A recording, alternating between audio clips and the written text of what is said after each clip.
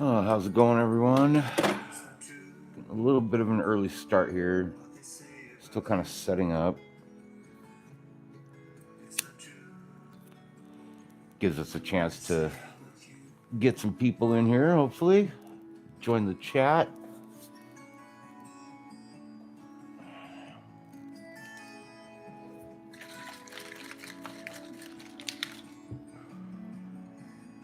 Chat.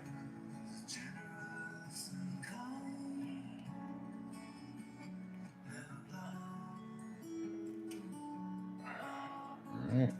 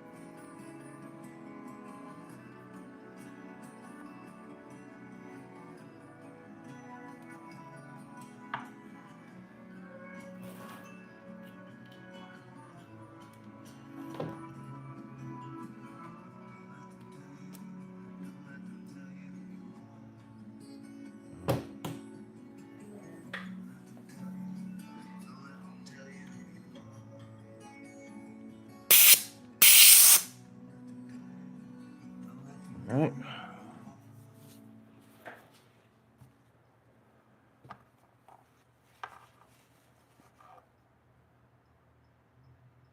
That looks good.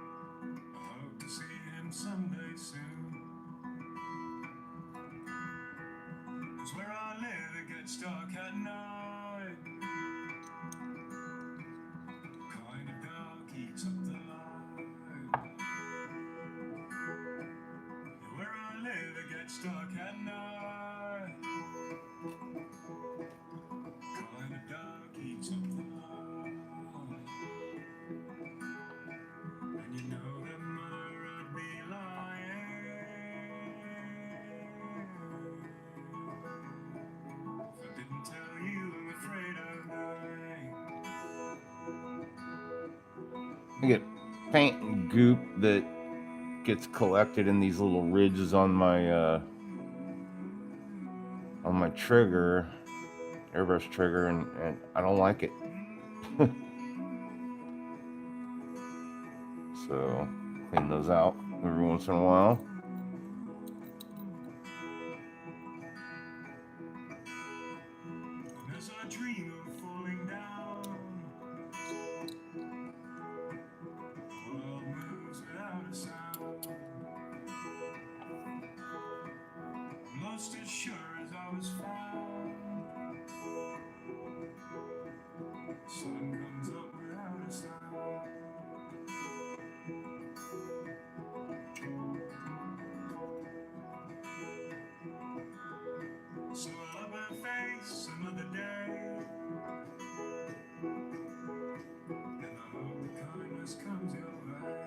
Go. Some people like to use their airbrushes like this, without the back on it. I personally don't like the balance. I like having a little bit of counterweight because I want it to rest here.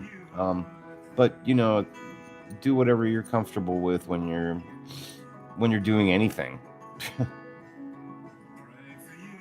See, to me that feels better. Feels more balanced in my hand. I just like it. So now that we got that through its paces, take a little test spray with a little bit of water here.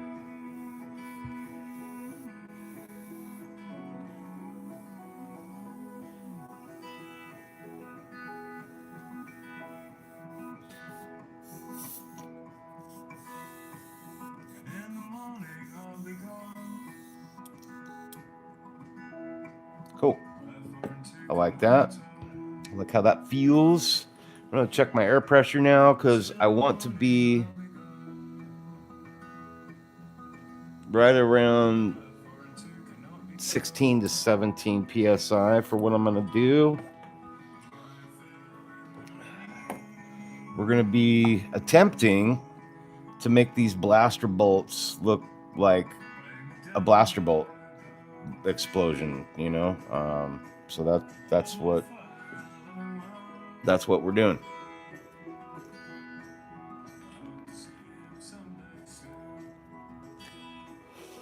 I'm a little new to making things look like they're exploding.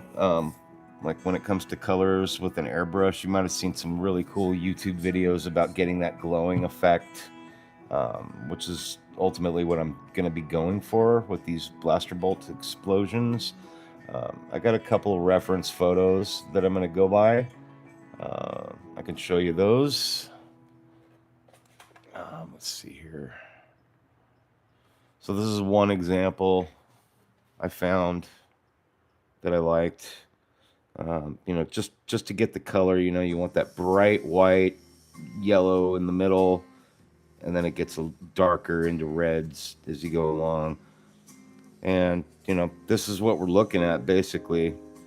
So I want to kind of recreate that look, this kind of glow down at the bottom, so that glow, that OSL, that object source lighting here, we want our surface of the base to be glowing with that blaster bolt fire. So that's what I'm going to attempt to recreate here with you guys. Like I said, I'm pretty new at that. I don't really have any tips or tricks for anybody else trying to do the same thing. So if you are trying to do the same thing that I'm doing with this explosion looking stuff here, you're going to be learning right along with me. Trying to get my light adjusted here. Yeah, that's good. So yeah, we're gonna start off with white, and then work our way back from like a bright fluorescent yellowish orange into like reds up in this area, and hope for the best. I think it'll look good. I'm confident. Let's see. I saw a little support still stuck in this. Then I'd like to get that out. Where's my X-Acto knife at? Oh, right here. Cool. Little bitty support right in there.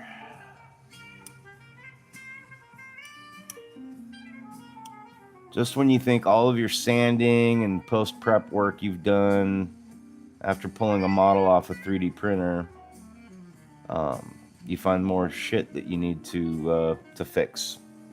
Little supports and stuff like that. Speaking of which, some of these, well, one of the blaster explosions was missing from the 3 that come with the model.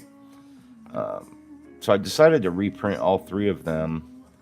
And I also didn't like the way some of the antenna and stuff like that printed on the base for the base. So I went ahead and reprinted those last night as well. And we'll be pulling those off the printer here in a few. Just waiting to see if we get some more viewers in.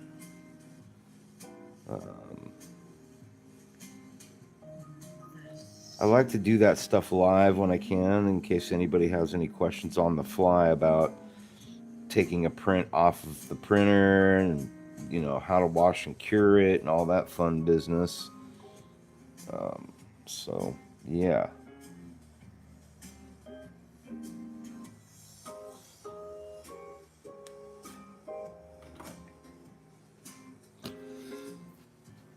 Well, what time we got? Well, it's still a minute before our stream technically starts, so.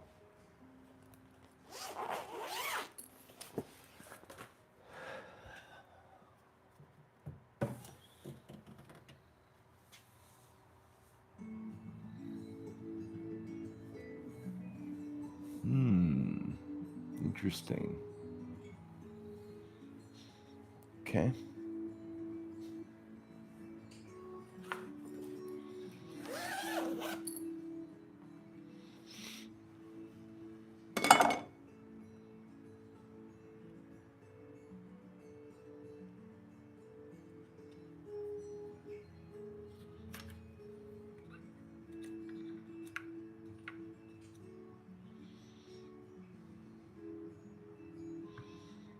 I'm just having a look at this Screaming Hand print I got off the printer yesterday.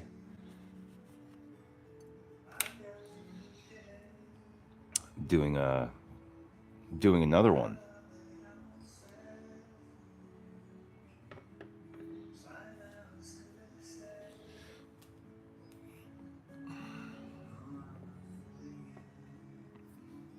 I think that's ready to go ahead and cure.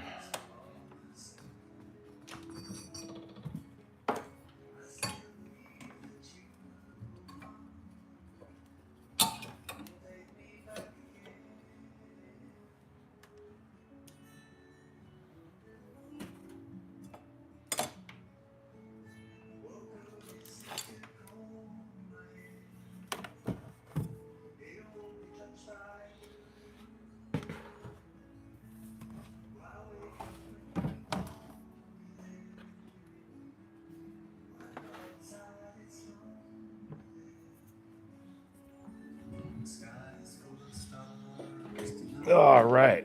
Sorry about that. I was away from the camera for a moment.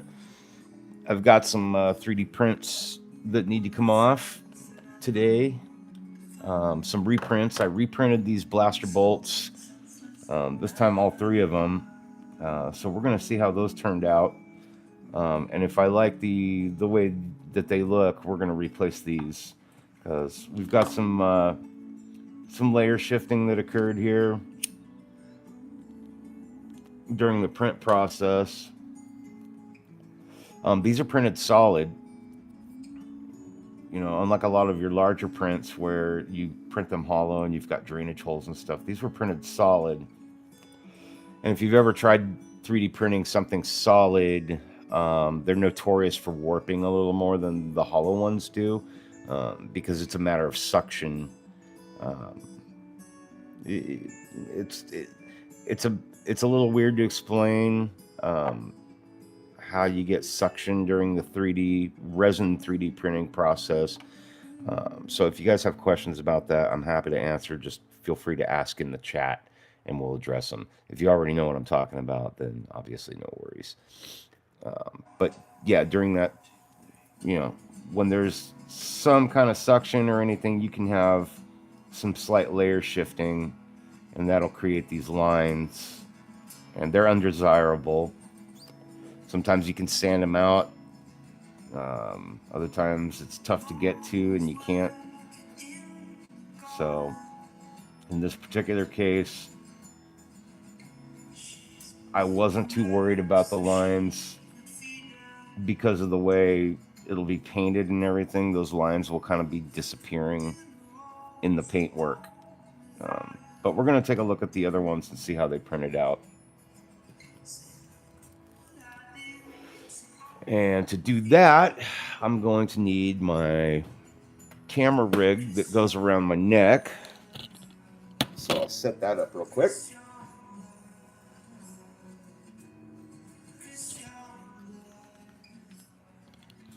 All right, so I'm going to move the camera to my neck so we can watch. You guys can see how I get a print off a printer.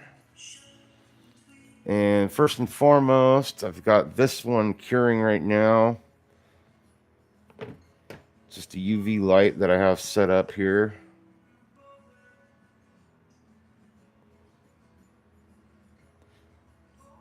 I'm not wearing gloves because it's pretty much already completely cured. So there's no resin on there that I'm worried about getting on my hands or anything.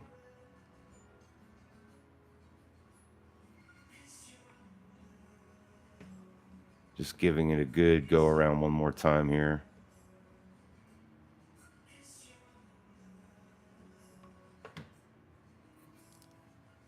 In the meantime, we will go ahead and glove up.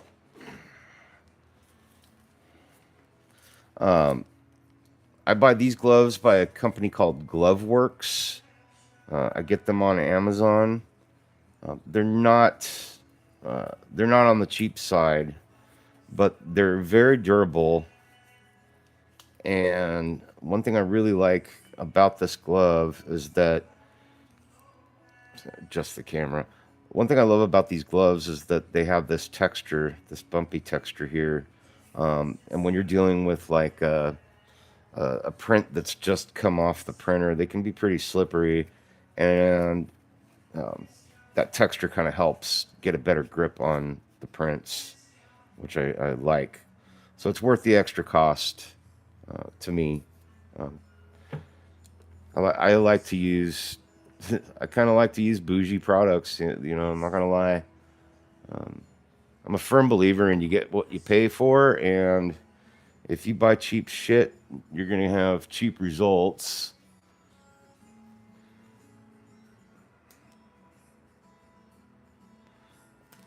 Pick a couple of these supports out while I'm at it. There's no rush. We've got plenty of time today.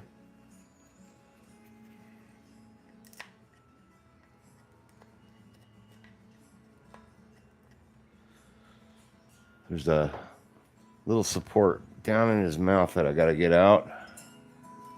I know this doesn't have to do with Star Wars, but we'll get there.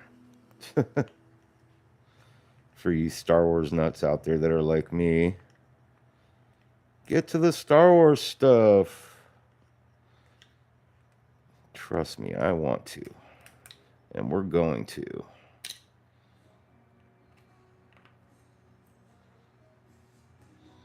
There's some little teeny tiny supports here in the under the fingernails, and I'll get those out later with like an X-Acto knife or something. Oh, missed a couple more right here in between the tooth. There we go.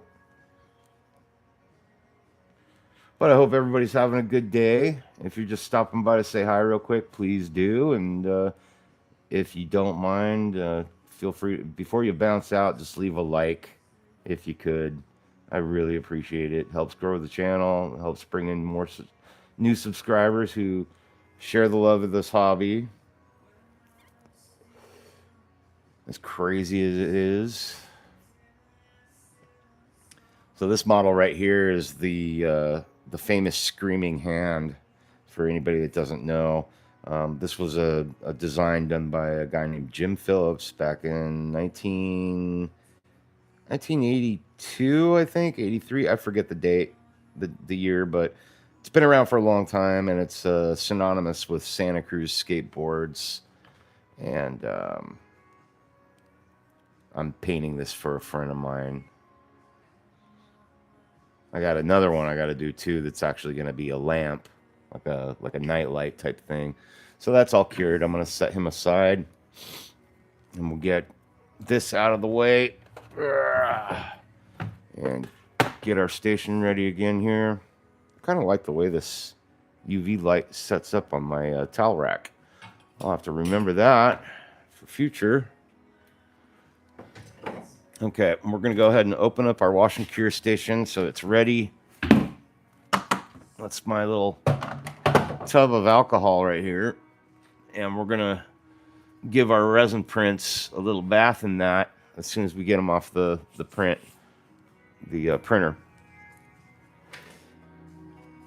Okay, so this is the Anycubic Photon Mono M7 Max. Absolutely fantastic machine. I love it. The lid actually lifts up and down like that instead of having to take the whole lid off like on the M7 Pro. This is a much larger printer than the M7 Pro, and I personally have no complaints, but I also don't really have anything to compare it to personally, because it's the only brand of resin printer I've ever owned. So if you're shopping or interested in doing resin printing, definitely look around. But for me personally, I'm really, really, really pleased with the results that I've gotten off of my printers. Yeah, so feel free to check into those. No, I'm not sponsored by Anycubic. I would love to be. Absolutely would love to be. If you're out there, Anycubic, and you hear this. But anyhow, yeah. So let's get a printer off, or a print off. So the top here unscrews, and then the whole build plate slides out. And the way they designed this too is, if you want, you can hook. It's got like some hooks up here that you can set it up on, like so. Oops, I got resin on my hand, and I have to address that immediately. Folks, resin is super toxic, and you don't want to get it on you if you can help it. That was an accident right there. So what I'm going to do is spray some 90% alcohol on my hand, clean part of the towel, wipe it off really good, and get all that stuff off my glove as well. I got a drop of resin on my wrist one time, and I didn't catch it until later, and it left a mark, almost like a burn. It was reminiscent of a burn somewhat, and it didn't go away for several months. Really, that was the first and only taste I've had of getting resin on your skin. Take it from me, you definitely don't want to do it. And I've seen and read some horror stories from people who got resin on them, and you don't fucking want to do it. So be extremely careful when you're dealing with resin. I can't stress that enough. So anyhow, we're going to go ahead and pull this off the build plate and set that down, and we're going to bring that over to our station here where I break stuff off of the build plate. I apologize, I can't see the chat, so let me run over and check. Okay, nobody's chatting. Feel free to say hi and drop a like. I highly appreciate it. Okay, so these are all the reprints I did. We've got our blaster bolt explosions. Looks like all three of them printed out really well. And our radar dishes and the antenna that I wasn't happy with, they've all printed out beautifully. So I'm very happy so far with the results of our reprint. And it's already looking to me like these are probably the ones I'm going to be using instead of the blaster bolts that we had or have over here. These have some pretty nasty layer shifts, and some of them didn't print correctly. So I wanted to reprint these and see if I got better results this time with a different printer. And it looks like I did. So we're going to go ahead and take these off. Let me get my trash can over here. This is a resin from yesterday. That is cured resin. It is not uncured resin that I threw in the trash, just so you all know. I'll explain that when we get to it as well. All right. So you just want a nice, sharp, like putty knife. And you just want to kind of slide it under those pieces carefully. You know, you don't want to break your prints. Okay. You're coming off nicely.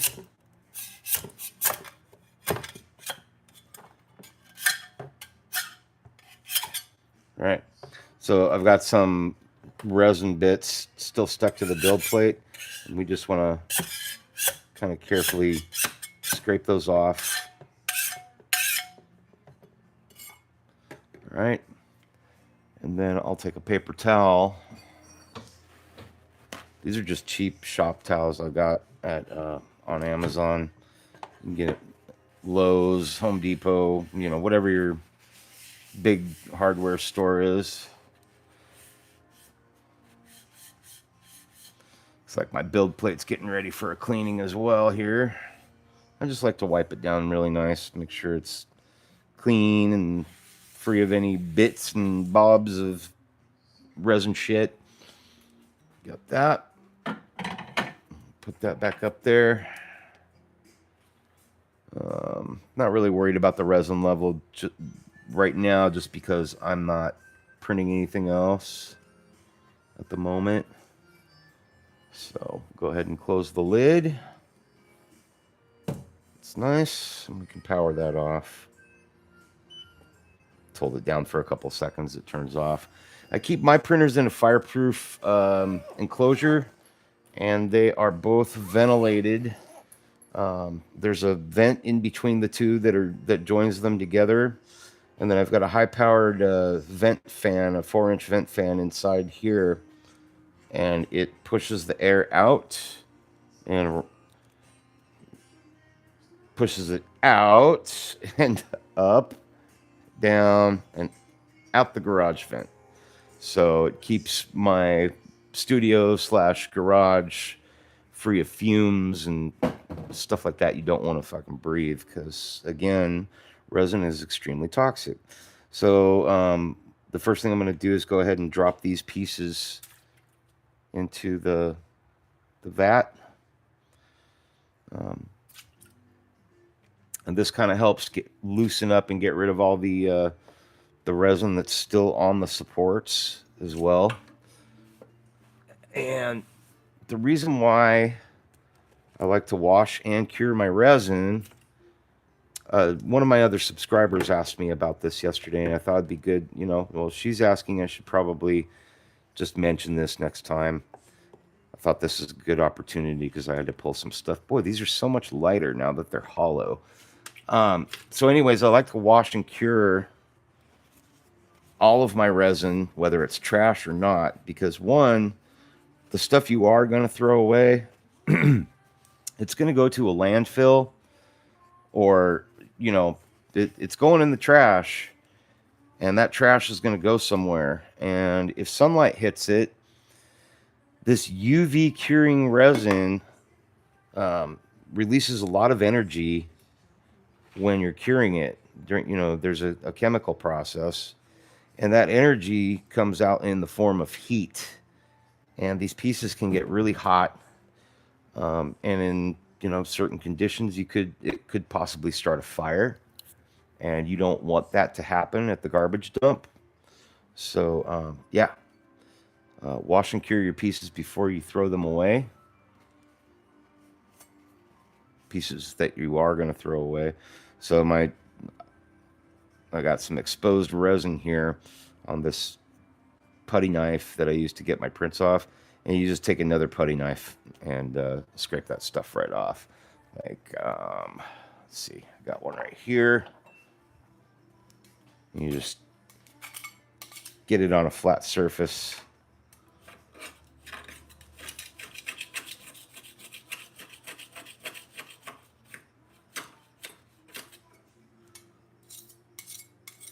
That's a total rookie mistake right there, getting exposed resin on my putty knife. But, shit happens. We all make mistakes. But I want to get that stuff off of there because you want to keep your putty knife sharp. It makes it that much easier to get your prints off of the printer that way.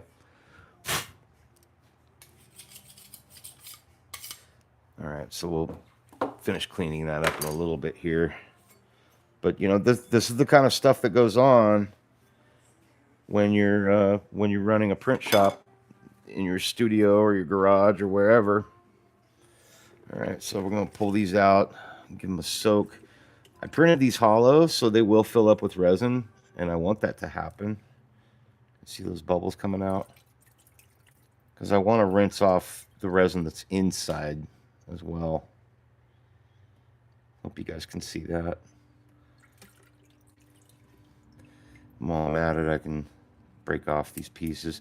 Another thing, like if you put your models in alcohol before you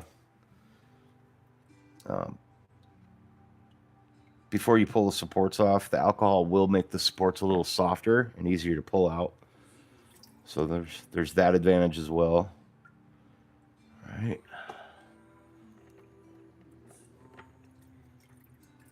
Some nice long support pieces here. And what I like to do when I'm pulling them out, is I'll kind of just lay them on top like this, because I'm going to cure those. Yeah, that looks good. This is way better than the other one. Cool. All right, let's pull out the big one.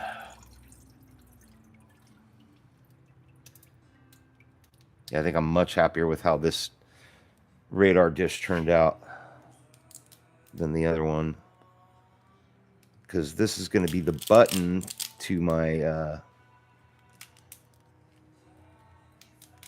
to the electronics on the model.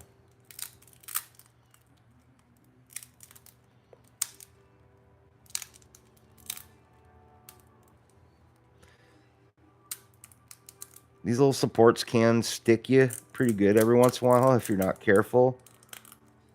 So I'm just kind of slowly and carefully breaking them off until I can get them free.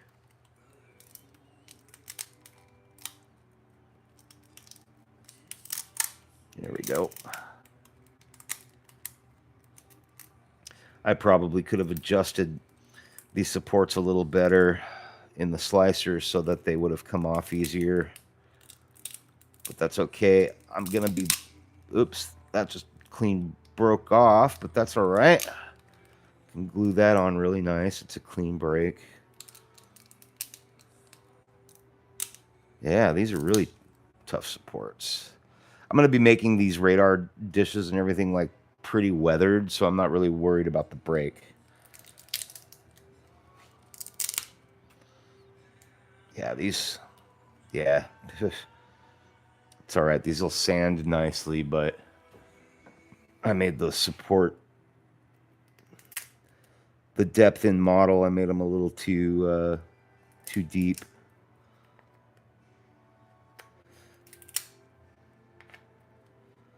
Good thing this is the back side of it, or the underside, that you're not really going to be looking at.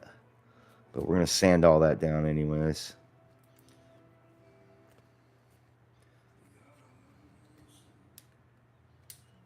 Just do some mild post-prep stuff here. And we'll go ahead and give it another rinse off. And all these little supports along the radar dish here, I'll probably just cut those off with an X-Acto blade. Cool. So we'll set that piece aside here. What else we got? Okay, that looks good. Oh, yeah.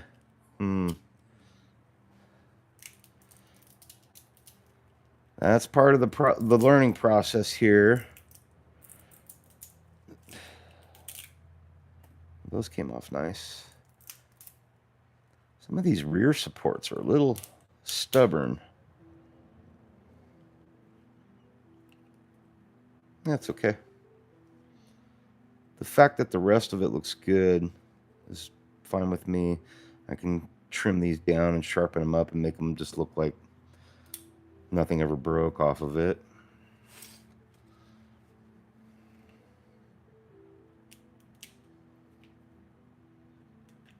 These particular nippers I only wear with gloves on. I have other sets that I wear without gloves, but they don't have resin that comes in contact with them.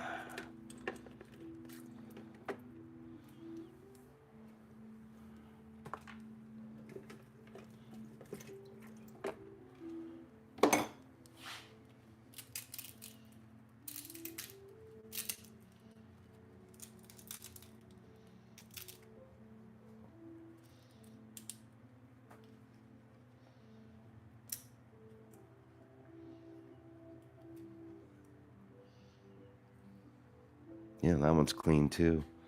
Looks nice. The blaster bolts I did print these solid.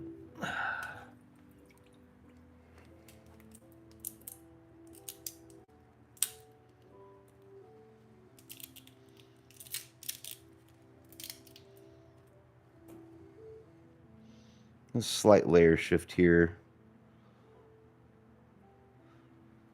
Most of it will kind of be hidden by the fact that it's sitting on the base. It's kind of like set into the base, so I'm not really worried about that. This may be a short live stream today because this stuff's going to have to dry and be cured. And I typically like to give my pieces like a good 24 hours to dry and drain. Okay, those are good.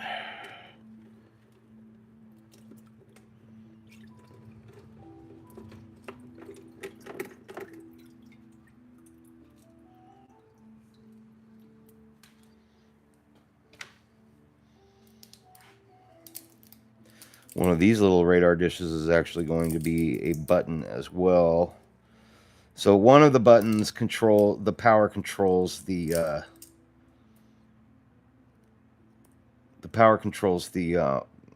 lightsaber blade, and then the other power source isn't really, I guess. Well, the other button controls the soundboard mechanism on the model that plays the audio from the scene in the movie. Okay, that looks good. And then what else we got down here? What are you? Okay, that's another one. Oh, here's a lightsaber blade I missed. That's like really, it's been sitting in alcohol for a couple days. That's pretty bendy. It's pretty flexible. Stick that up there.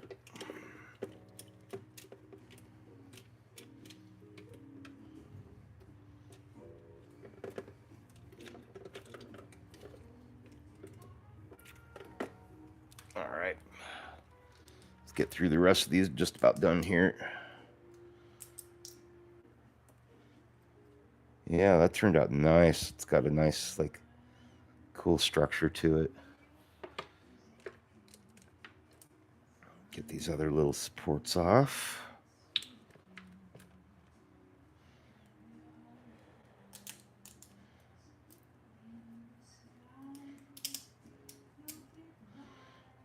Yeah, real clean. Very nice. Happy with that. Much happier with these reprints.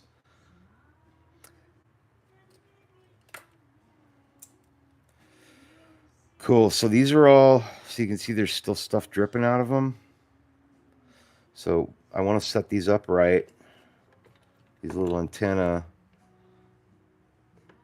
so that they can drain completely and dry out on the inside.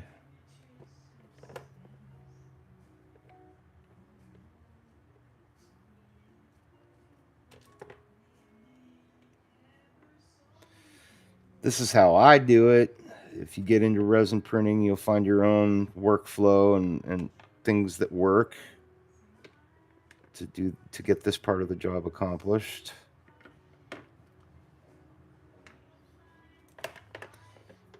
Whatever kung fu you use to, of course, whatever kung fu you use to accomplish the goal, as long as the goal is accomplished, that's all that matters.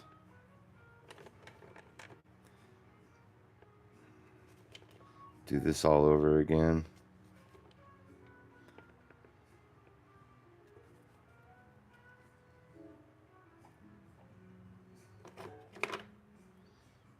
I'll be more careful this time. Slippery little dudes, though.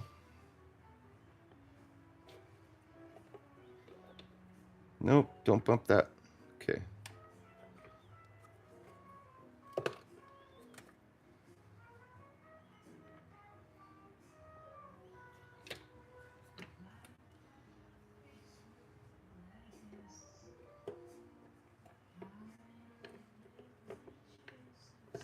Of course, you're always going to have stubborn parts. Cool. All right, set that one up that way. That way.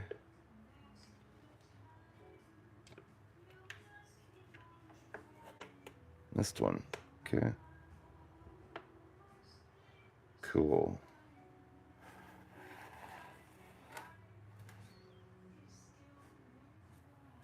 All right. Get some of this wet resin off here. If you guys have any questions or anything at this point, feel free to ask in the chat. I'm checking the chat periodically when I'm away from my monitor.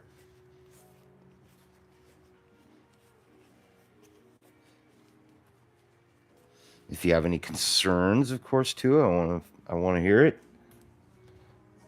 Take a chat check here. Eugene. At Gene's, how does the rinsing work? So, I use 90% isopropyl alcohol, and by rinsing it off inside and out, you're getting the resin that's stuck to the piece. You're getting the resin off of that. You want to wash all that loose resin off, so that all the details that are in the print show up. Because at this point, once you cure it, if there's any resin residue left on the model, you're going to lose detail, stuff like that. And you want the inside cleaned out, because if you don't, you can have uncured resin inside the model, and then you can put the model together, glue it, paint it, do all that, and then a couple months down the road or something, it'll get hot, fumes will build up inside. And I've seen pictures or videos of pieces that have literally exploded or kind of cracked open, and then you'll have resin leaking out on your table or display area, and that stuff's extremely toxic. So you always want to just make sure you've washed out these pieces as well as possible before you bring them up to cure. I like to let mine dry for about 24 hours. I have a fan up here that I aim in the direction of my curing station, like so. And so I've got good airflow on this to get all that alcohol and stuff washed out. And once these are dry, then they can be cured by UV light.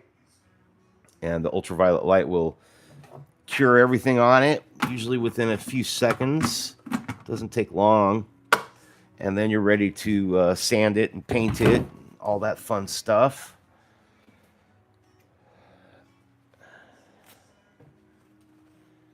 In just a moment, I'll be able to sit down here and answer your questions and chat. But first, all of our trash, all of our support pieces and stuff that we just took off of those prints, we're going to cure those. And I usually just take my UV light and get it in there. And I'll just kind of turn them over, move them around. I want this trash resin, these supports and stuff. I want this as cured as possible because I don't want it going to a landfill or anything like that and doing any more damage to the environment that this stuff already probably does. It gives off a lot of energy. Like, I can feel heat right now just touching this piece as it's curing. So the curing process releases a lot of energy in the form of heat, and you don't want to you don't want this stuff going to a landfill and starting a fire or some shit, you know. So be responsible. Resin printing isn't for everyone. You know, if you don't have the ability to create a safe environment to do your resin printing, not only for yourself, but, you know, for whatever happens after it leaves your studio or whatever, resin might not be for you. I think I want to break these supports off and possibly glue this piece back on.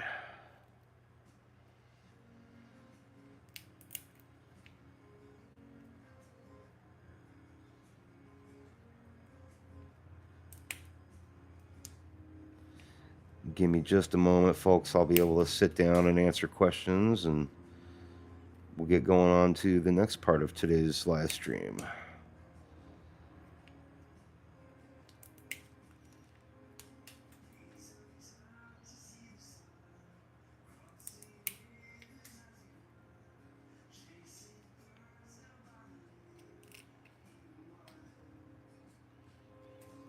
Cool.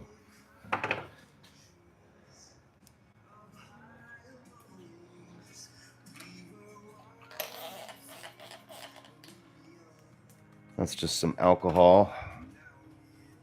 Ugh.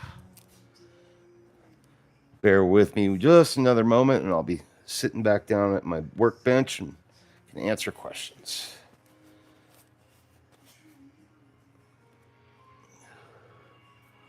Okay, let's give this another go over here.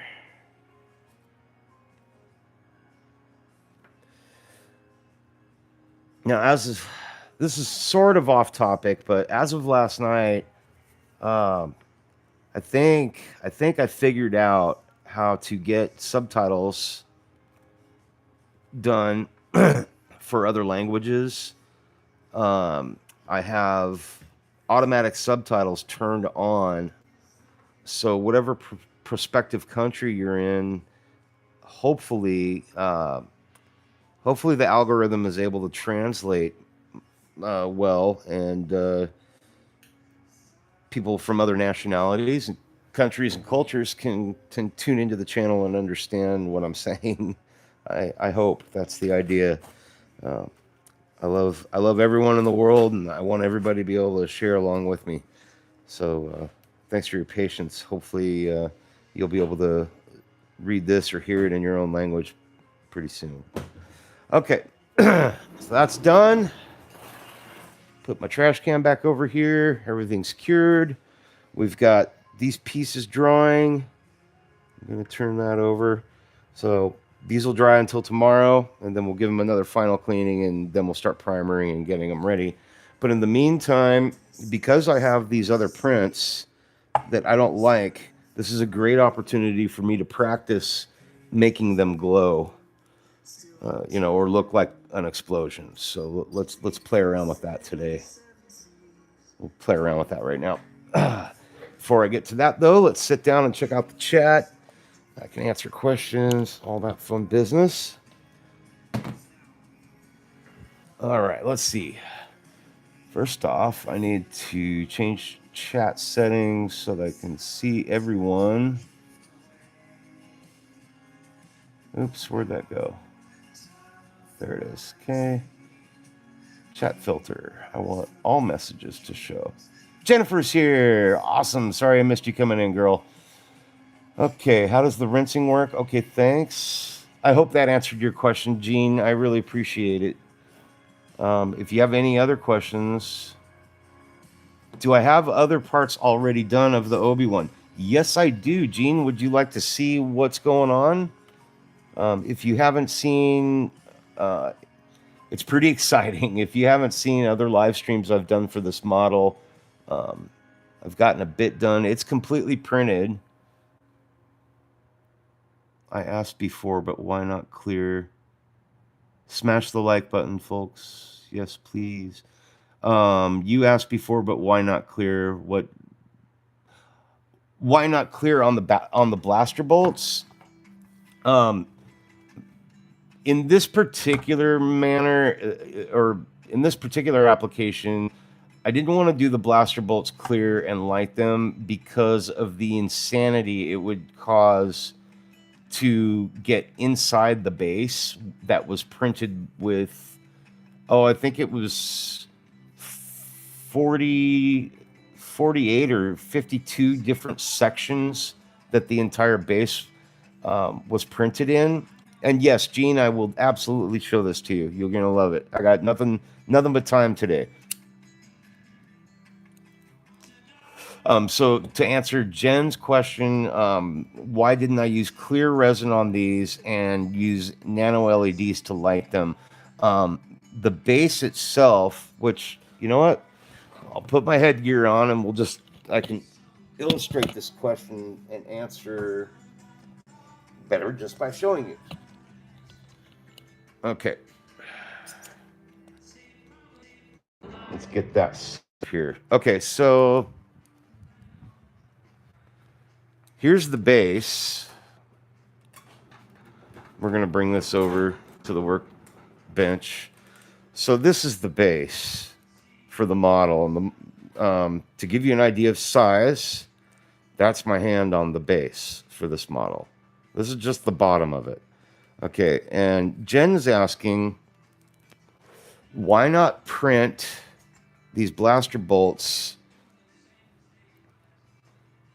in clear resin, which would be awesome, and have them glowing, have them lit up so they're glowing, like a pew, blam, blam, big explosion, and then have them glowing, which would look super, super cool. And I would love to do that. I really would. However, the problem with that I have is that this base, was printed in, I don't remember how many pieces, but it was like 45, 52 pieces or some shit like that. And you can see some of those pieces here. All these crack looking things, those are different sections that I had to print at a time. You can see it right here too in the footprint. Okay, but if I flip it upside down carefully,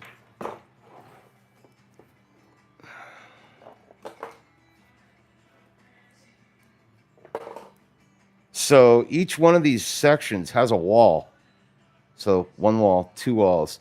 And I would have to, from my wiring source, which is up here, I would have to dig down and cut through all those different sections just to get the wire to this point.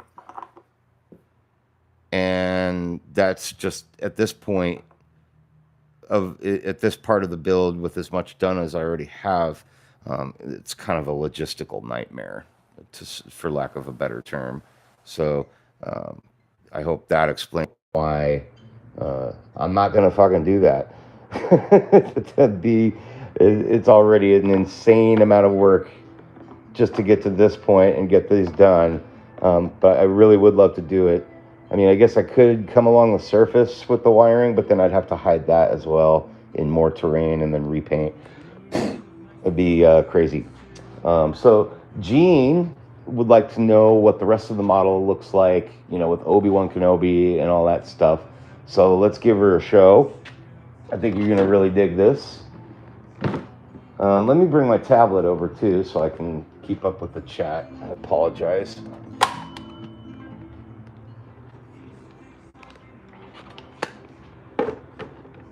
Okay, so would it? Okay, yes, please. Nice. Okay, would it look stupid with the lights off? What look stupid with the lights off?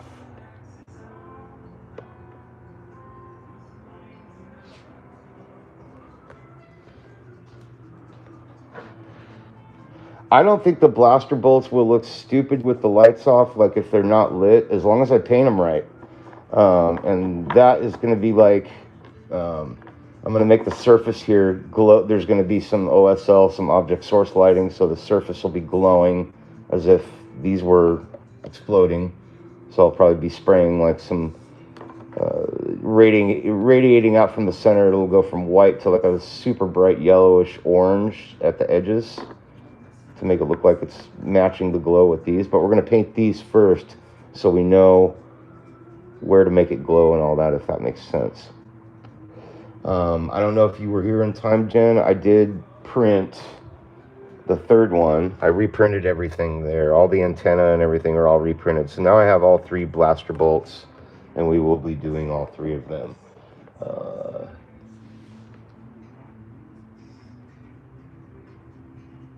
Clear. Hey, what's up, Aaron? Aaron's at Disney World. Big surprise. You asked before you explained why not. Before I explained why not. I'm not sure I'm understanding, Jen. I hope my explanation about the base being in sections answered your question, though. If not, just let me know. Maybe I'm confused. Okay, so here's one of Boga's feet. All right, and that fits right there. This is for Eugene. And this is the front left foot, right there. These feet don't really go. I have to be really careful with this part, though. These will be set aside for now because they don't stay on correctly when I'm demonstrating this. All right, Gene, you ready for this part? This is gonna be. I think you're gonna be impressed. I think. Okay. Very carefully put that up there together like so. Okay. All right. So here's what we got so far. Now, that's with my hand resting on Boga. So you can see how huge the scope of this is. Okay. Now, this is my favorite part here. I don't want to blow it, so we'll do this very carefully here. All right, here we go. So that's Boga. And I've got to seal all these gaps here. I've only just begun getting to this point, but you can see that's my hand on her head. Just see, this is all 3D printed in resin. I think total it was 135 different pieces. And then for Obi Wan Kenobi, I have to be really careful here.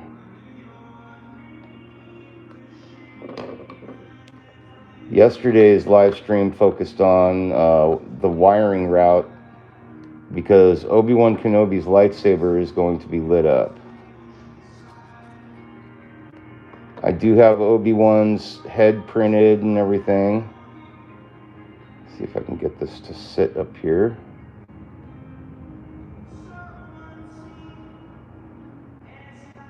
All right, I think we're sturdy.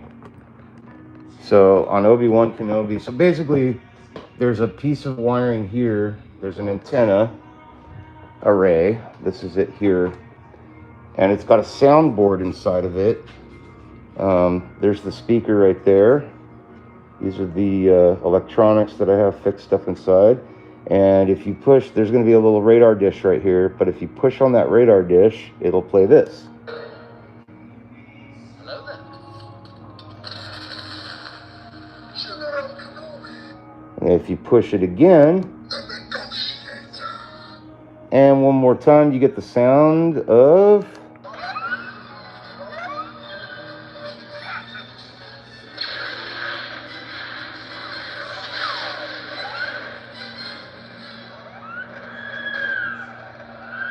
So that's the scene.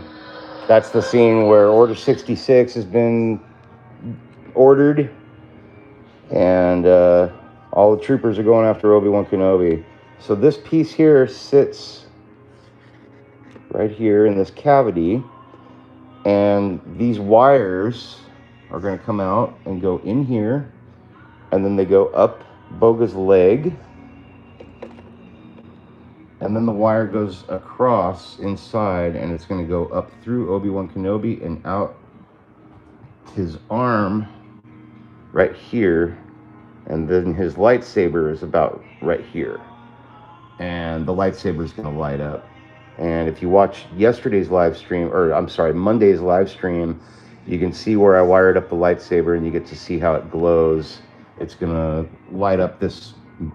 most of this whole section of the model, and I think there will be a nice blue glow on Boga's head from it, you know, if you get the lighting right and everything.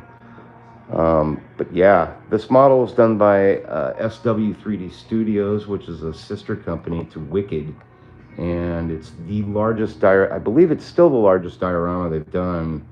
And I'm the type of guy that likes to go big or go home, so I decided to print it. But I'm going the extra mile. I haven't seen anyone online that has done this model with electronics. So I'm going the extra mile. And we're going to make that lightsaber light up. And then I've got possibly some other lighting I might do with these antenna, because I can keep the wiring on the surface. But we'll see how that goes when we get to it. So now that you've seen this most impressive beast, I got to break it back down so we can get to painting. So what do you think?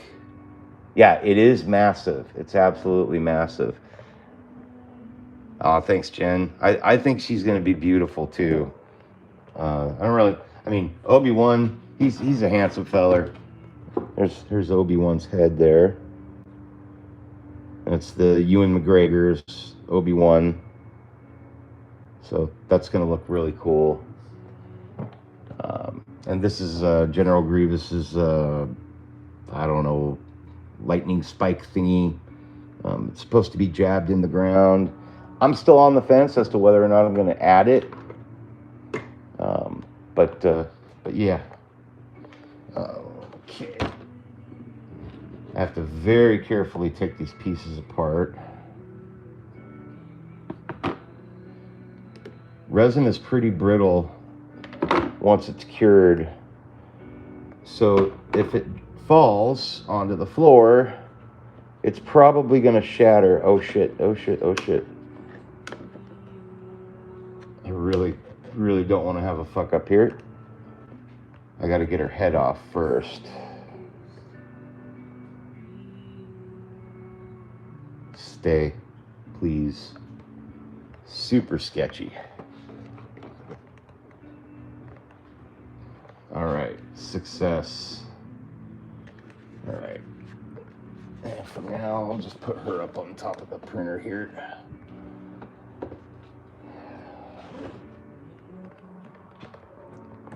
Here's some other, I still got to get her delivered. This is a Sailor Moon commission I just finished. Really happy with the way she turned out. She's little, she's so cute. And then this is the Siren by CA 3D Studios. This one does light up. I can show you that right now. Looks pretty cool. I gotta move Sailor Moon out of the way here.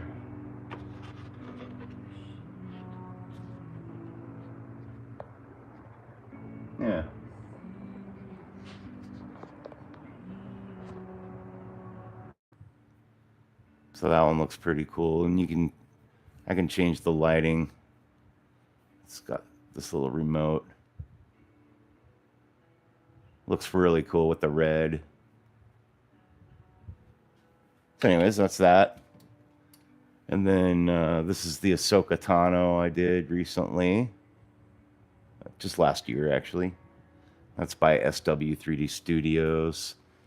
And then Juggernaut by Wicked 3D. This one's also huge.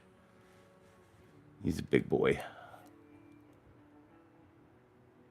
So, yeah. So that's some of the other stuff I've done. And we'll go ahead and put her feet away. All right. And now I can roll this back over.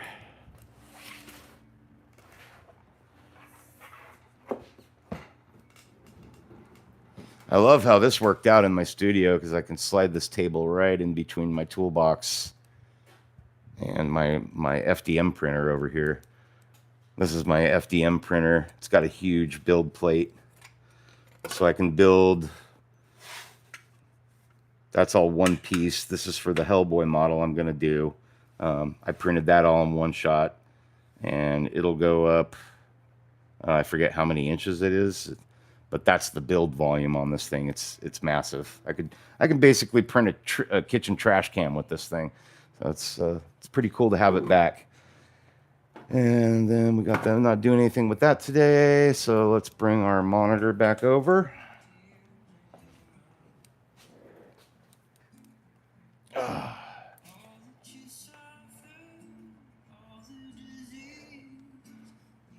I have the Sebulba. It's really cool.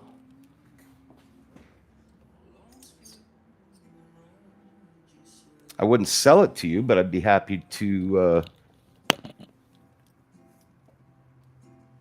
send you a link.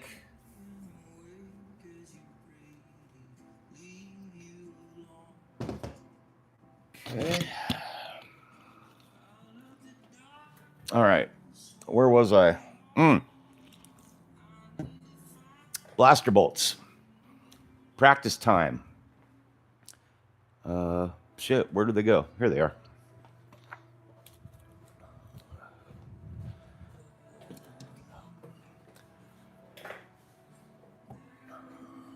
I like this one because I can just hold on to it with a little nib.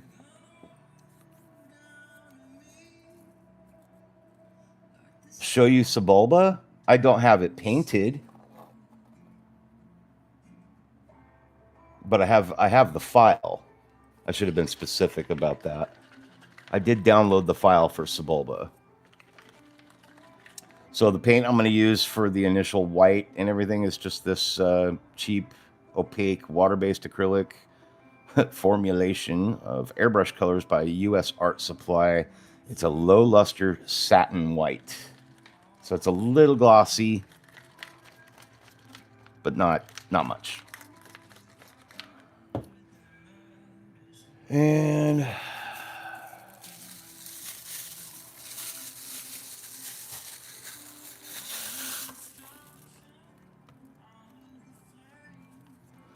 so what do you think, Gene? You like Obi Wan and Boga?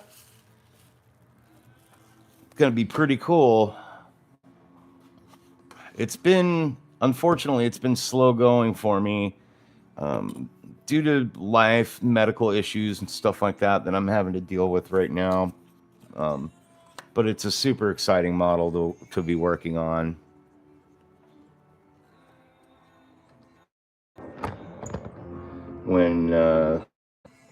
Thank you. Yeah, when SW3D Studios announced that they were doing that, I was over the moon because it was she's one of my favorite creatures in the Star Wars universe, Boga. And I really just loved that scene from Revenge of the Sith. It was just so bitchin'.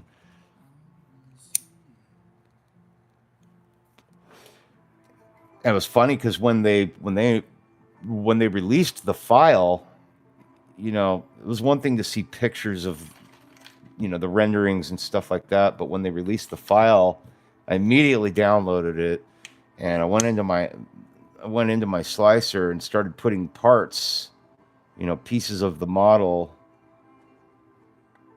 on the slicer, and I remember just being completely blown away because I had no idea how big they were planning on making this thing.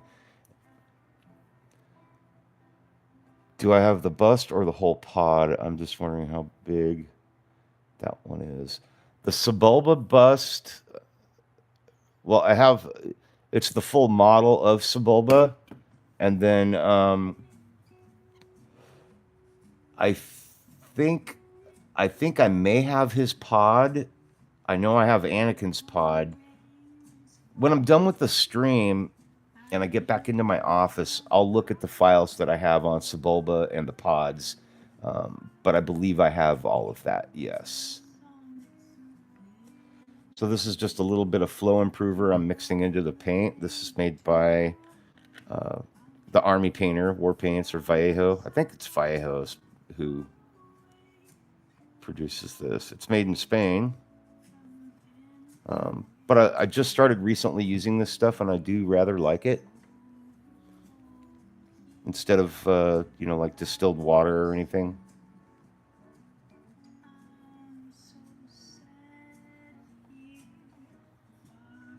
I think I do have Sebulba bust as well.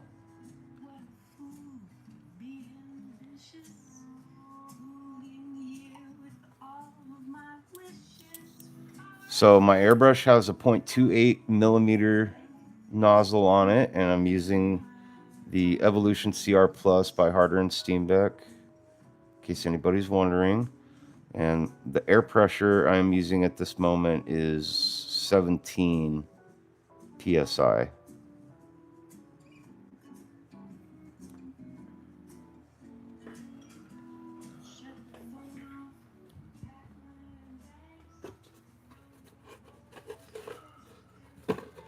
Grabbing a glove. Oh, I need to order more gloves tomorrow. Today. It's one thing about this hobby, especially if you're dealing with resin, you are going to be going through a shit ton of gloves and paper towels. I had no idea how much money I would wind up spending per year on paper towels and rubber gloves until I started doing this. I should own stock.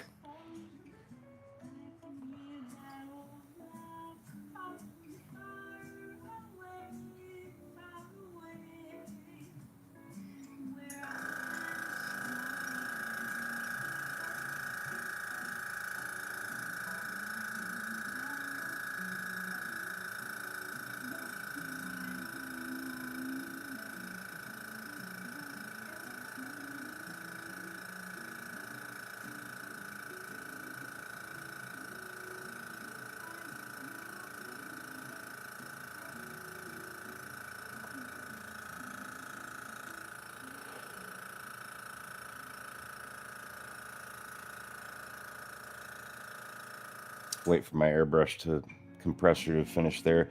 So when you're airbrushing, one second.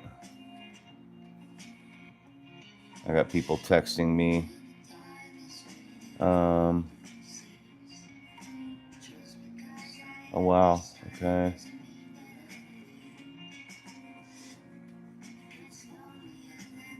Bear with me a moment, ladies and gentlemen.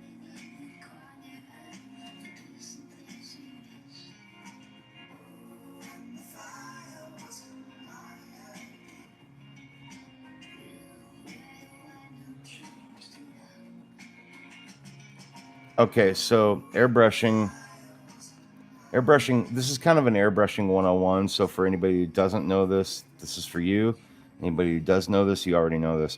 When you're airbrushing, you want your paint,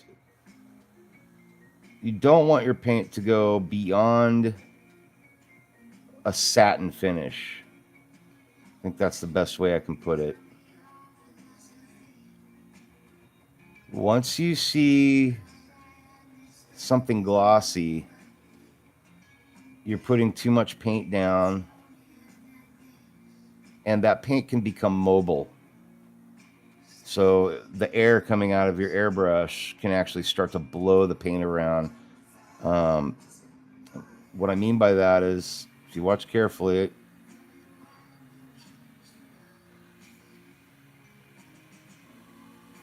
now we're mobile. See that? That's too much paint. You don't want that. So just thought I would share that with you.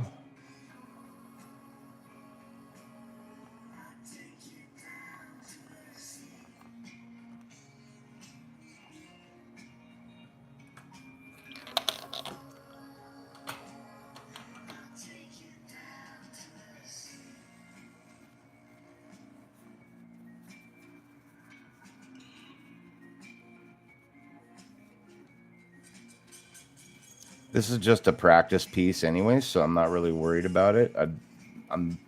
I would rather be able to demonstrate something to you than, you know, on a practice piece. So go back over that.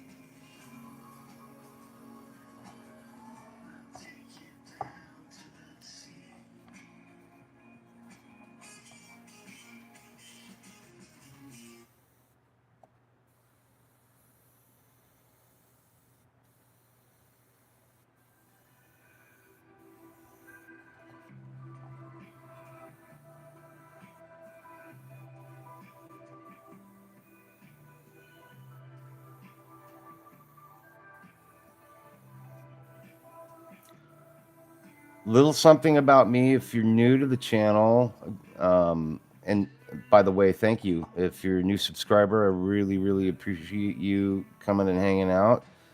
Even if you're not a subscriber and you're just curious and wanting to check it out, thanks for stopping by. I freaking love you guys, and I'm really happy you're here. And I can't thank you enough for stopping by and checking out what I do. So you can see I'm spraying from the bottom of the blaster bolt up, and it's creating some shadow. So I want these rocks to glow from the bottom up because they're being blown out away from it.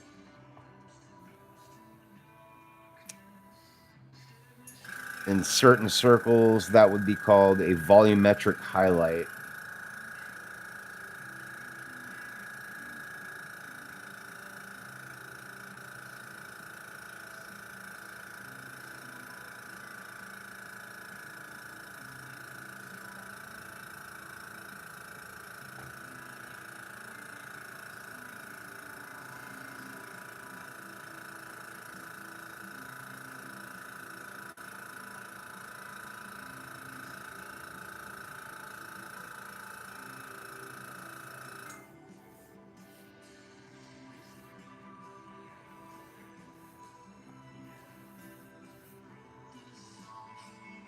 All right, now we're going to do the same thing from the inside.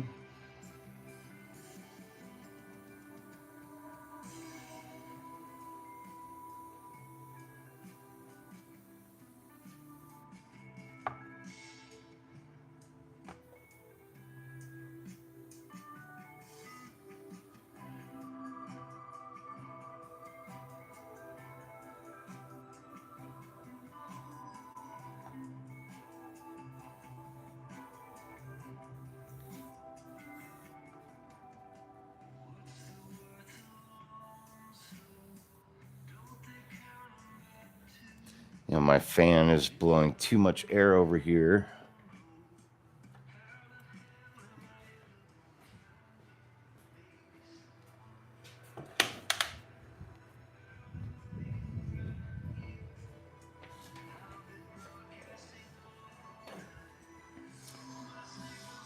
Jean, are you still with us here, girl? man, person.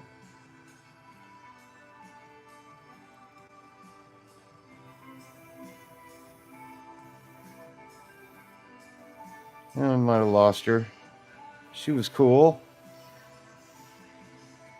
I love it when people ask questions and get engaged.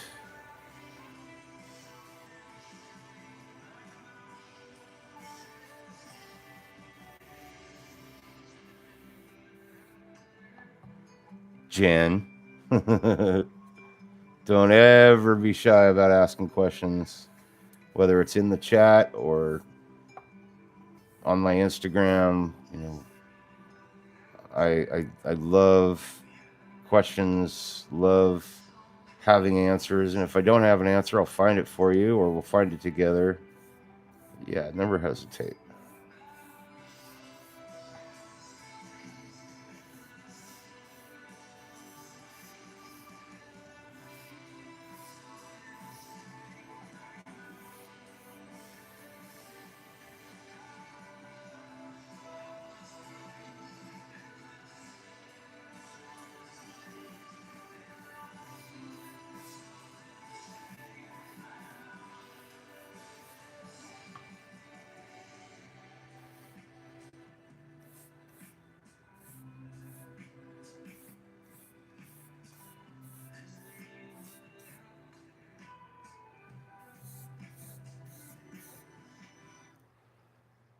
All right, I like that. Okay, we'll set that aside.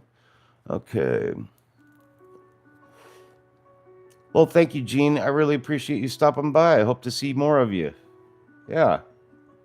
Love to have you be one of the regulars. Jerry's here. Thank you. Speaking of regulars, thanks for dropping in, Gene. I really appreciate you. Please hit the like button on your way out if you don't mind. And definitely look forward to seeing you again. Have a good day or nighttime, whatever is good for you out there. Jerry, my brother, hope you're having an awesome day.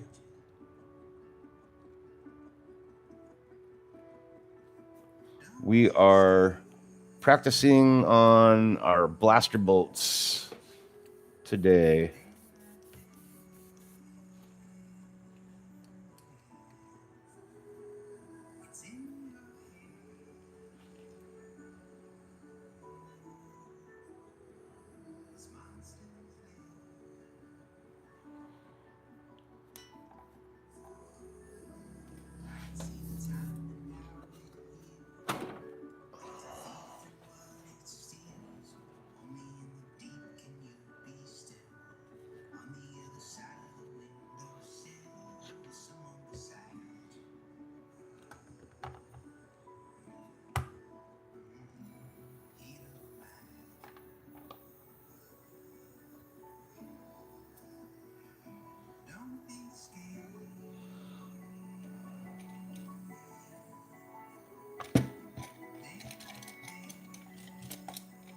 There he is. Oops, sorry.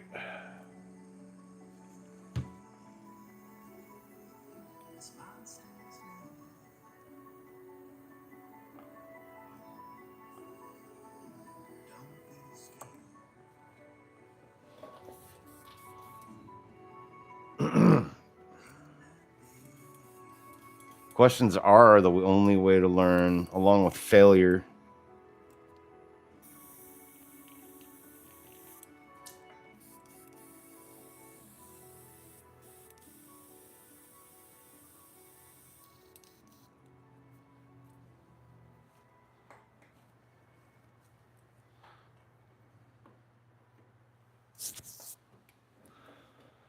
All right, next color.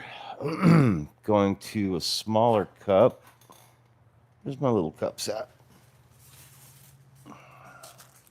Oh, I got them back here.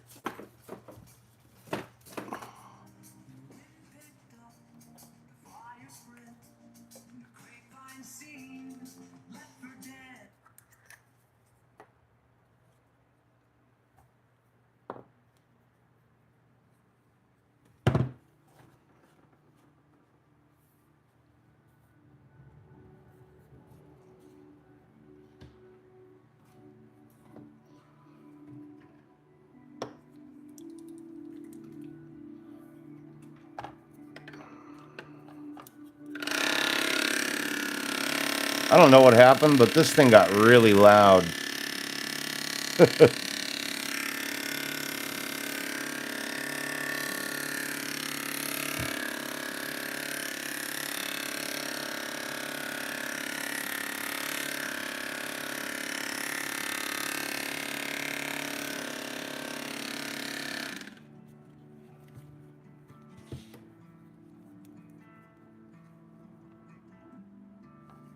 So this is just a fluorescent yellow, really cheap fluorescent yellow.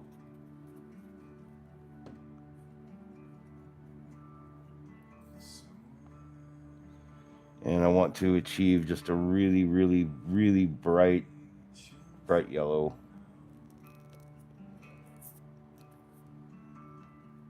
So I'm going to add some white to that.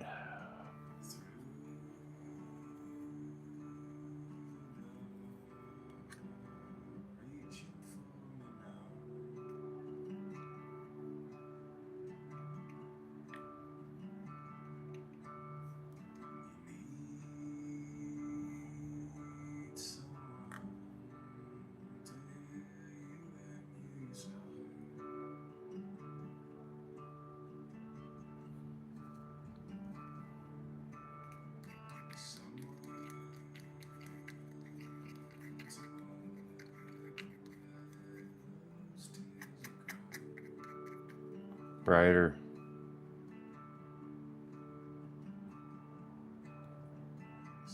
Got a better way to do this.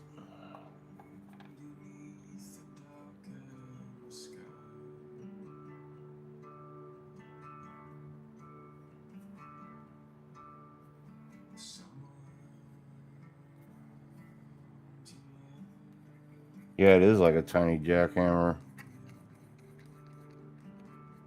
I hadn't used it for a minute, and then all of a sudden I went to use it, and I was like, holy shit, this thing got loud.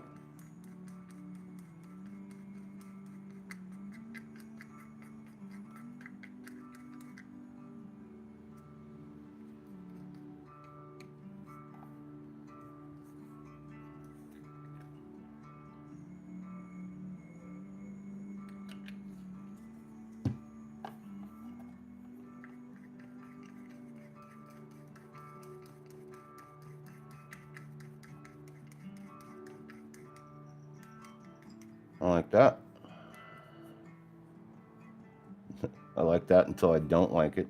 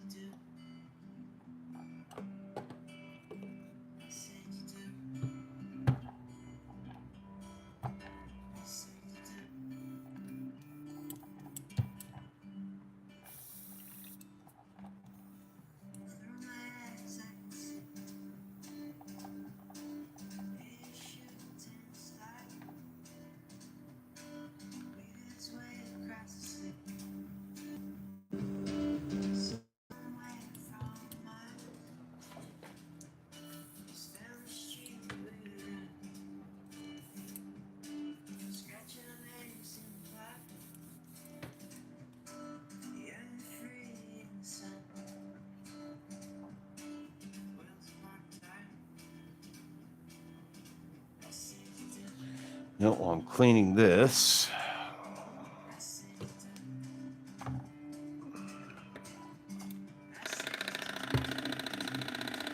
I hope that thing's not going bad on me.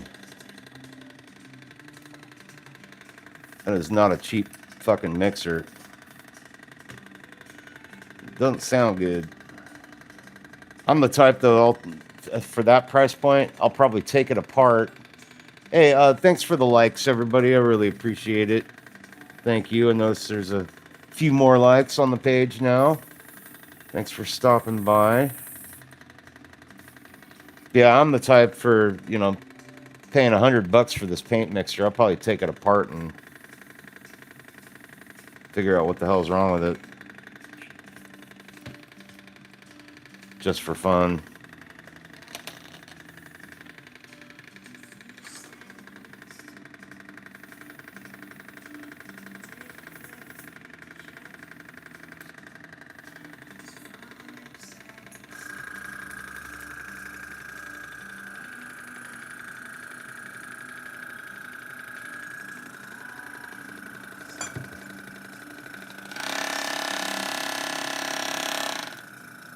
Yeah, it wasn't cheap, but I will say it's the best paint shaker I've owned.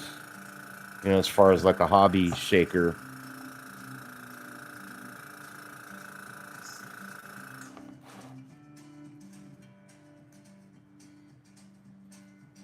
I think I'm gonna mix this orange separately from the yellow.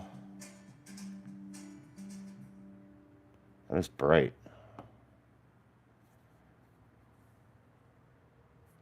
That is a bright fluorescent orange. Yeah, I think I'll leave it.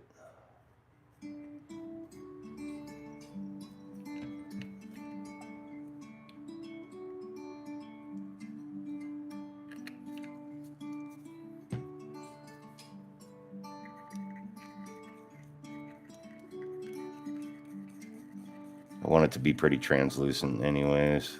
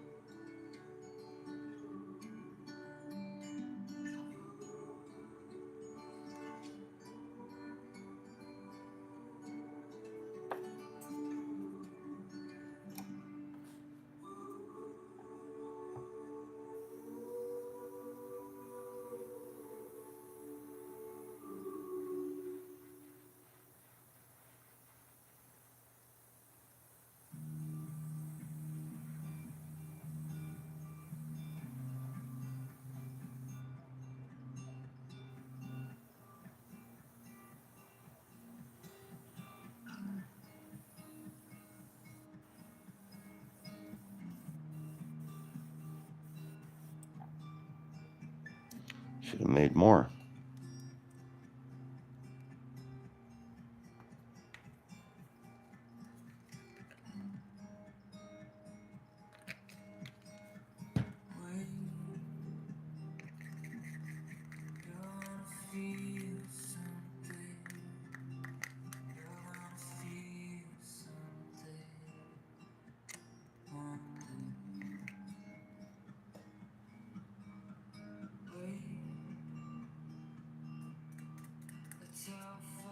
That's better.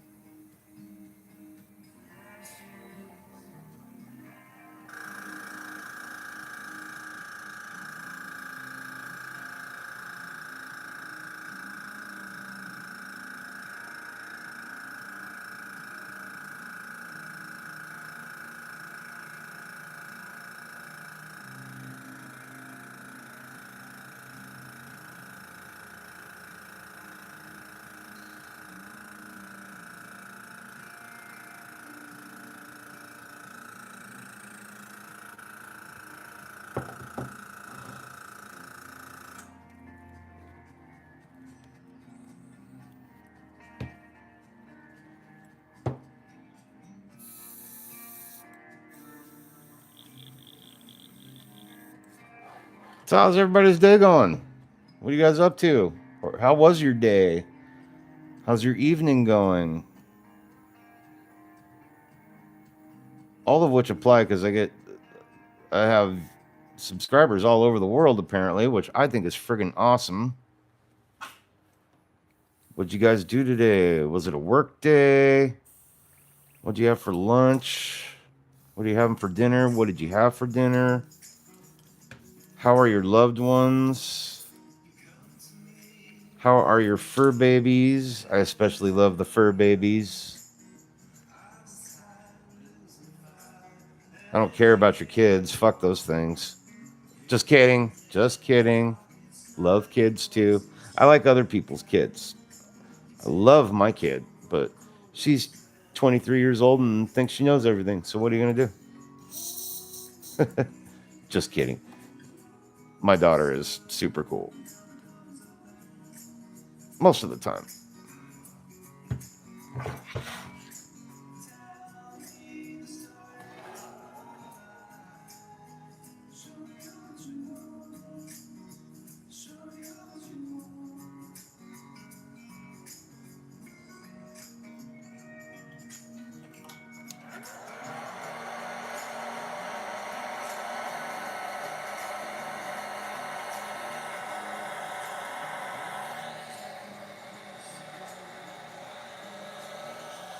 Worked on your Jeep. Very cool. What kind of Jeep do you have? Like an older model or a new Jeep? I have never owned a Jeep.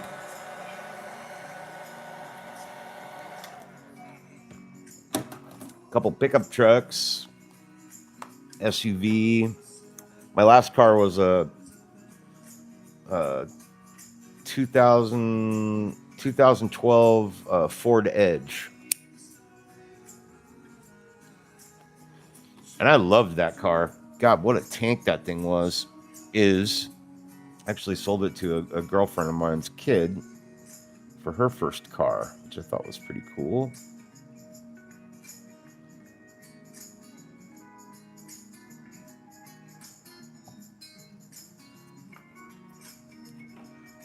I'm going to go with the standard orange now, just to darken up that orange a little bit as we get into red. This thing is so loud. I don't remember it being this loud.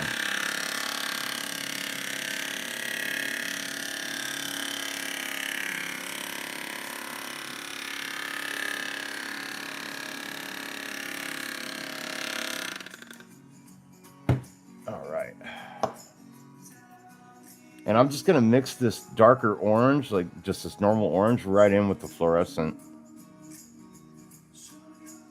And that'll just kind of brighten it up naturally.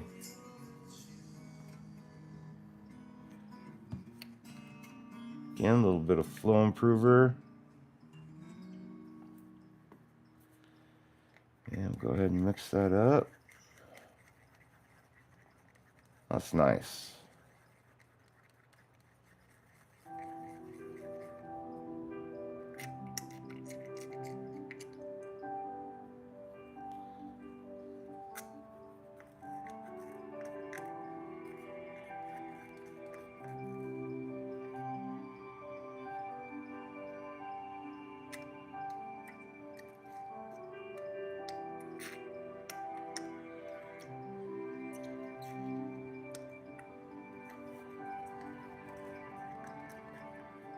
I'm just transferring this orange now over to the remnants of this yellow to get it a little more bright.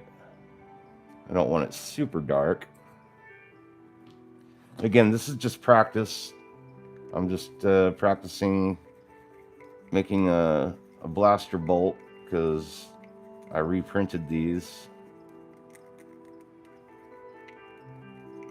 because I wasn't happy with how these prints turned out.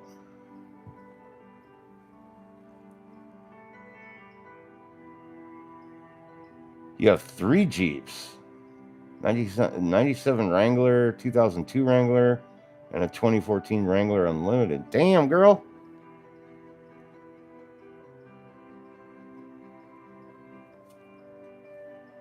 That's cool. So what kind of work are you doing on the Jeeps?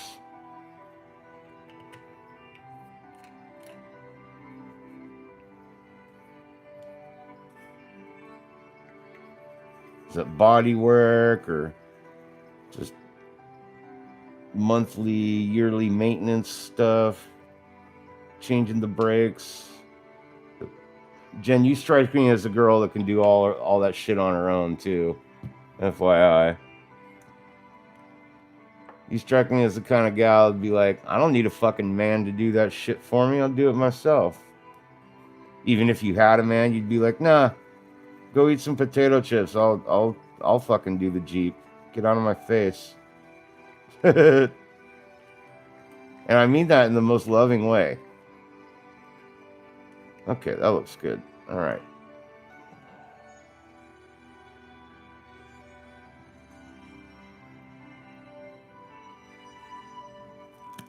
Oh, okay. Wouldn't start.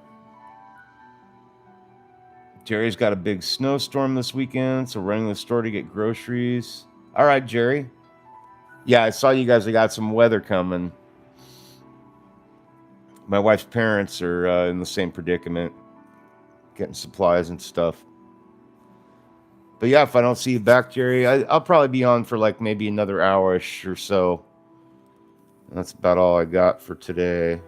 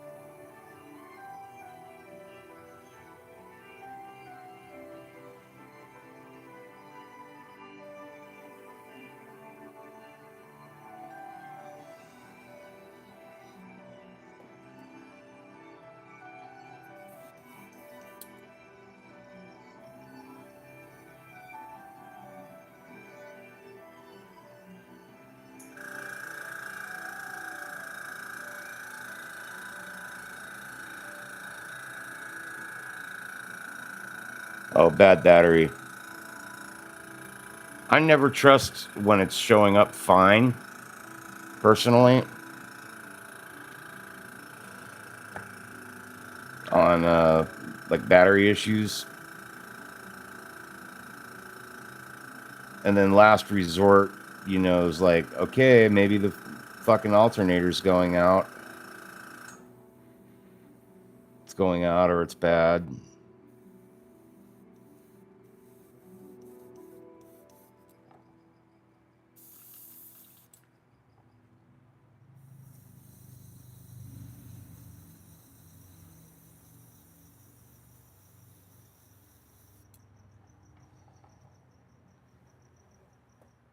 I have to say, I'm pretty pleased with how this is looking so far. Very pleased with it.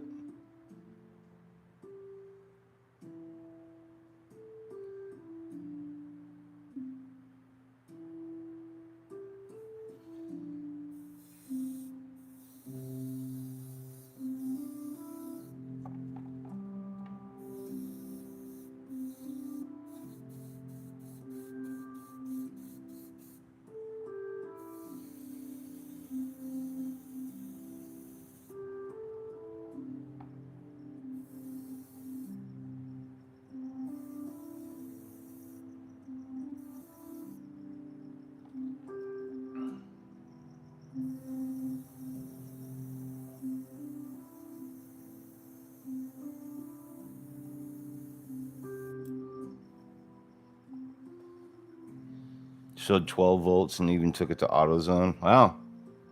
Sounds like the battery was on the rag.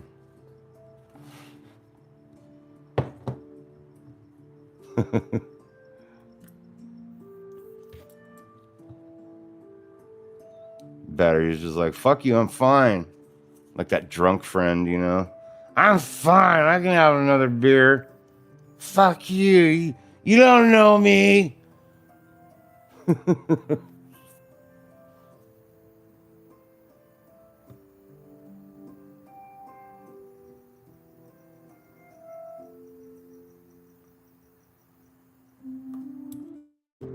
Sorry about that.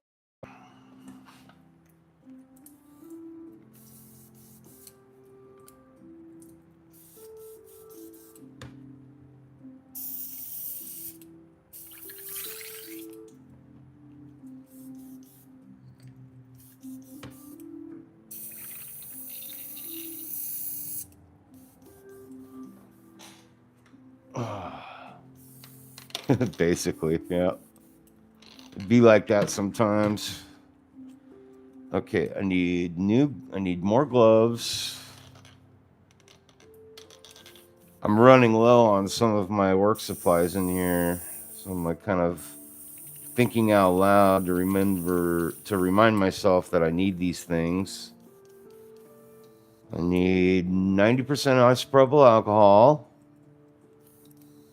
I need gloves. I need distilled water.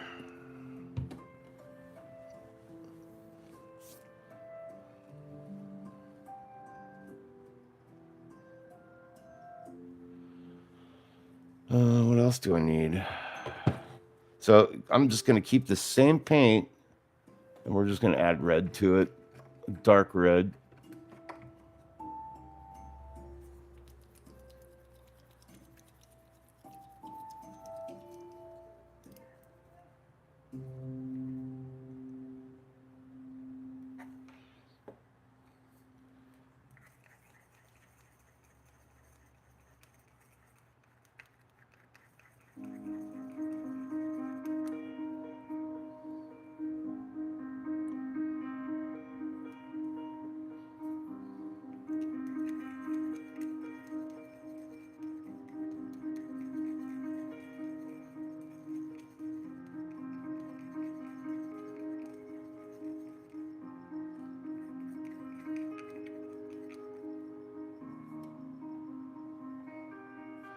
Yeah, I like that.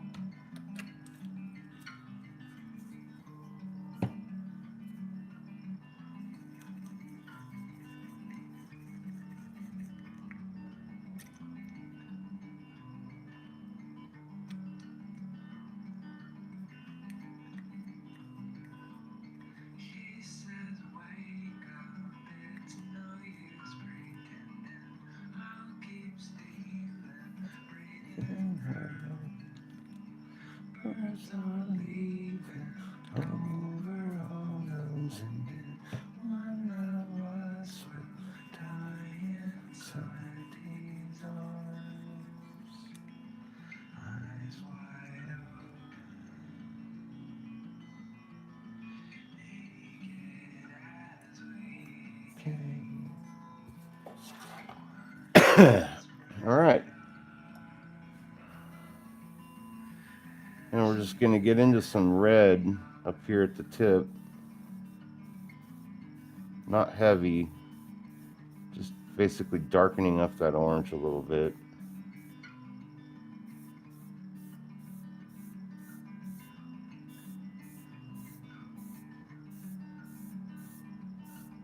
Just along the tips of the blaster fire.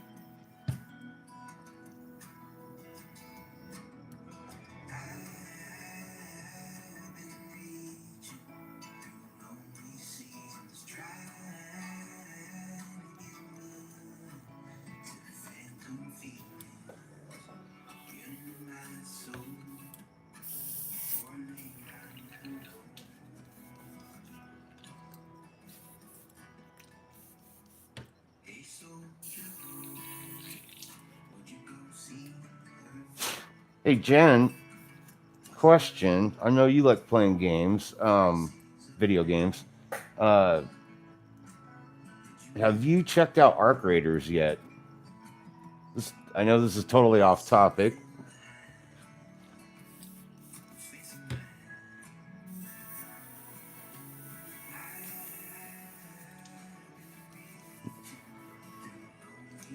If you haven't played it yet or checked it out, you should check it out. Um, I am MMO. Remind me what MMO is, because it's not MMO. It's PP. It's PPVE.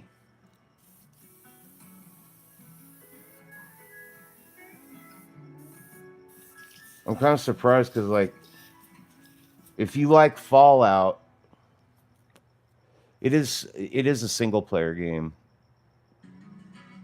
You mean you just don't like playing against other live action players? Oh, it's absolutely beautiful.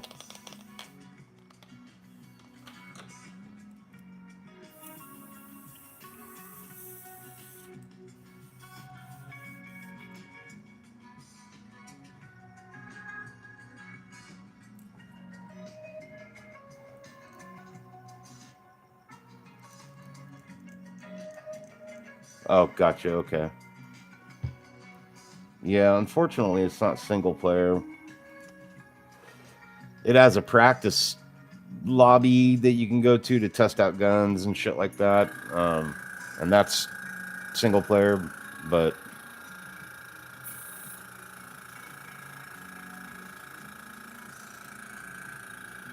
well, in that case, bummer because it is so good.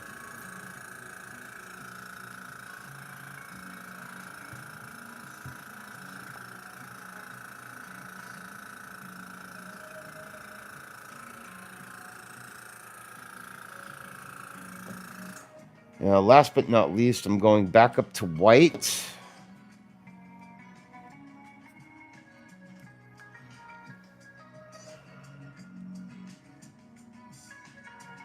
With a touch of fluorescent yellow in it. I want it really, really bright. Oops.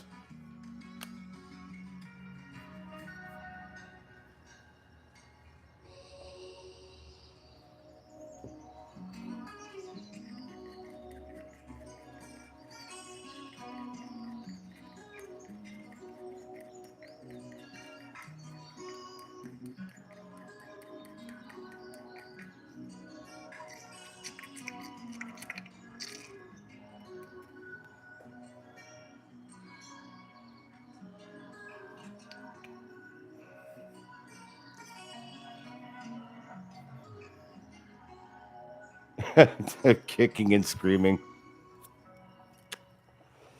Yeah, I got pretty tired of Call of Duty for a long time. In fact, I just recently started playing it again. Up until Arc Raiders came out, wasn't sure how I'd like Arc Raiders, and I ended up liking it so much that I can't freaking stop playing it.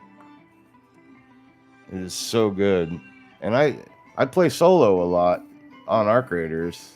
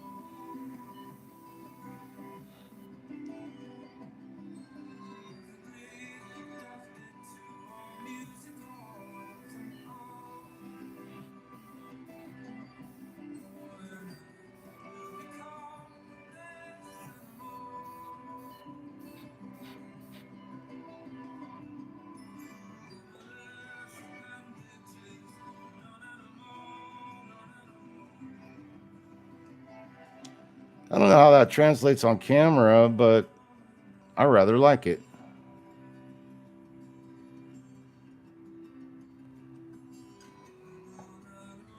So let's see how it looks on the base.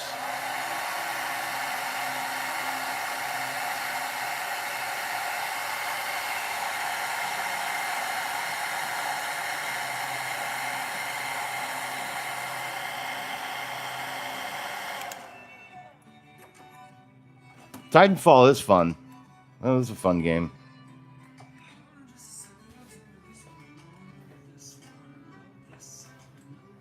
But Arc Raiders, holy shit.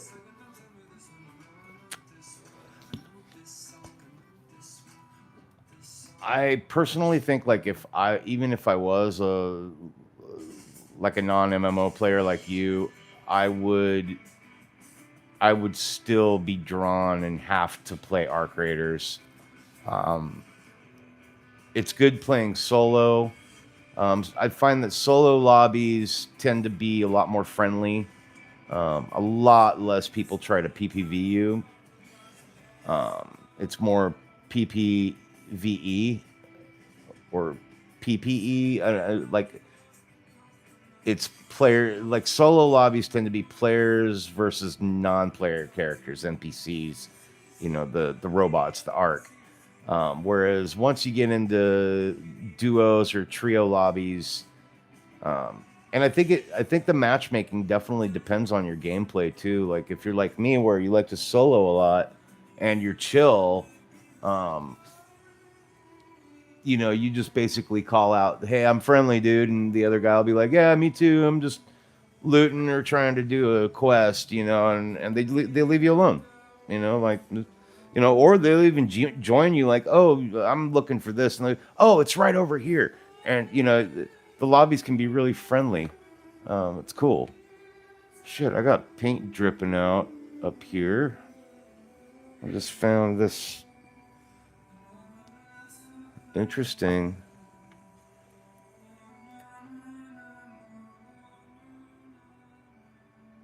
Okay, orc flesh.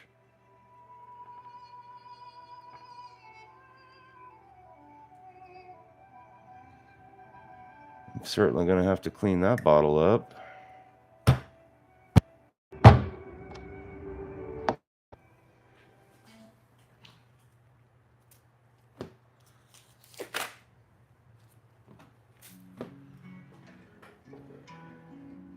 Set this over here to remind me to clean it.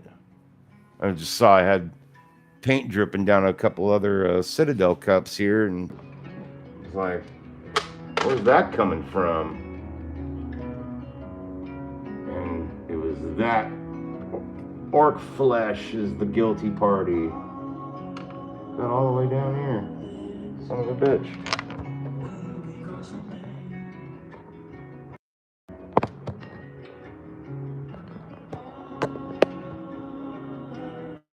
All right.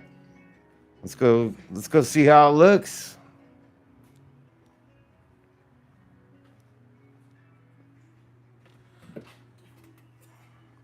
Have to move this over where the lighting's better.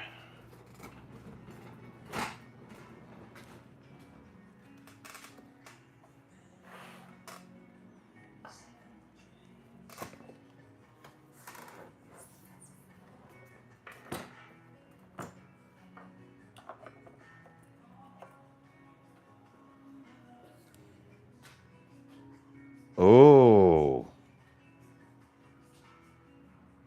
I like that.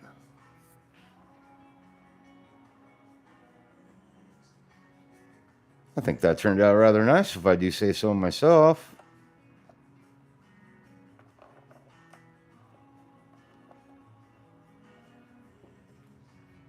Looks like a little explosion, huh?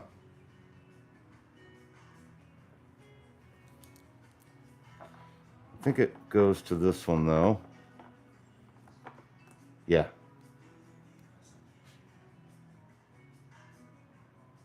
I think that looks pretty sick.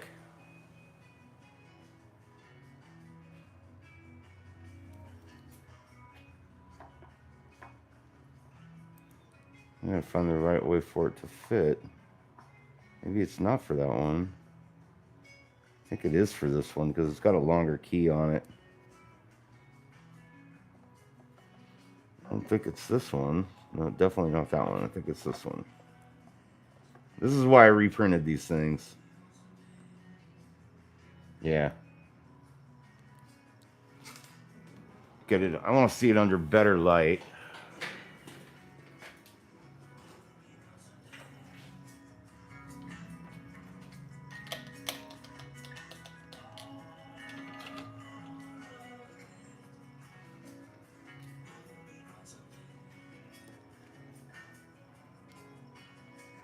Yeah, it's got a really nice glow to it.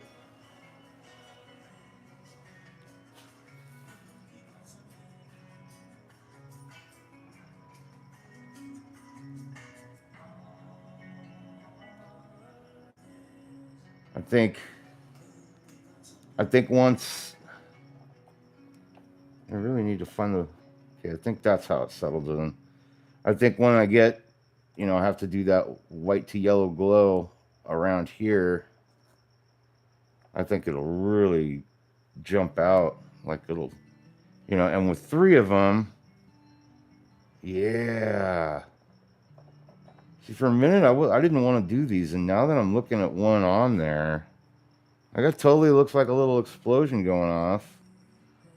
I don't know if that's translating on camera just as well, but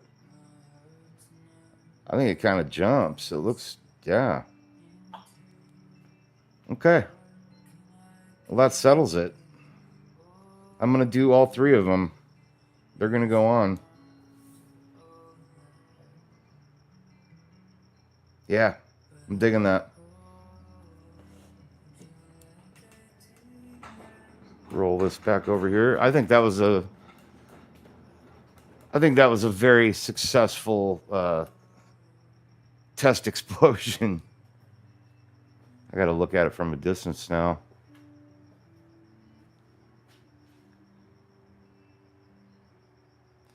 And I'm going to have to put some OSL here too,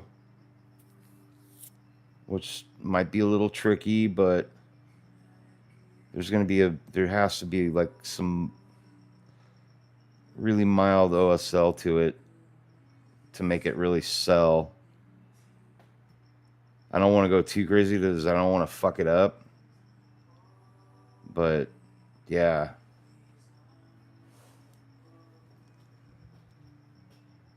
Yep, I dig it. Okay. Cool. I'm happy with that. Very happy with that. All right, sitting back down here. Readjust my lamp. So, the colors I used, hold on 1 second.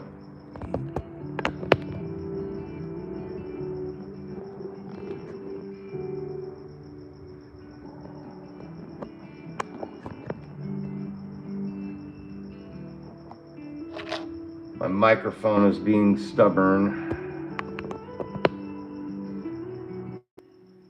Okay, there we go. Now I'm back on. I really got to get the jack on my phone cleaned out. Before I get into colors and all that, I got to clean this out so I don't forget.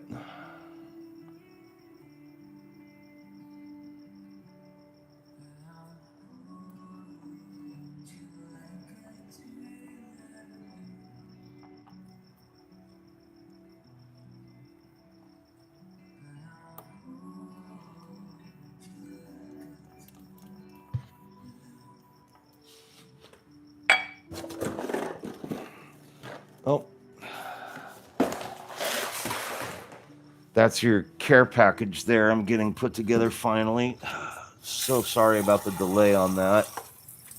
Been freaking crazy busy around with all my life BS. Had to file a workers' comp claim. Have to talk to adjusters. Had to get x-rays done, had to get x-rays analyzed, had to make appointments with the neurosurgeon, appointments with orthopedic surgeon, all kinds of fun shit. Okay, let me look at the chat here. Use COD with Halo and Friends. Okay, Titanfall looks good. That's cool. Oh yeah, that it does pop. That's a good word for it. That's what I was looking for. It definitely makes it pop. Yeah, I'm really happy with the way it looks. Yeah, I'm gonna do all three of them like that. And I think I'll just add like a mild OSL to the terrain. I don't want to get too crazy because, I mean, I guess I could always paint over it if I had to, but yeah, I think it looks really cool.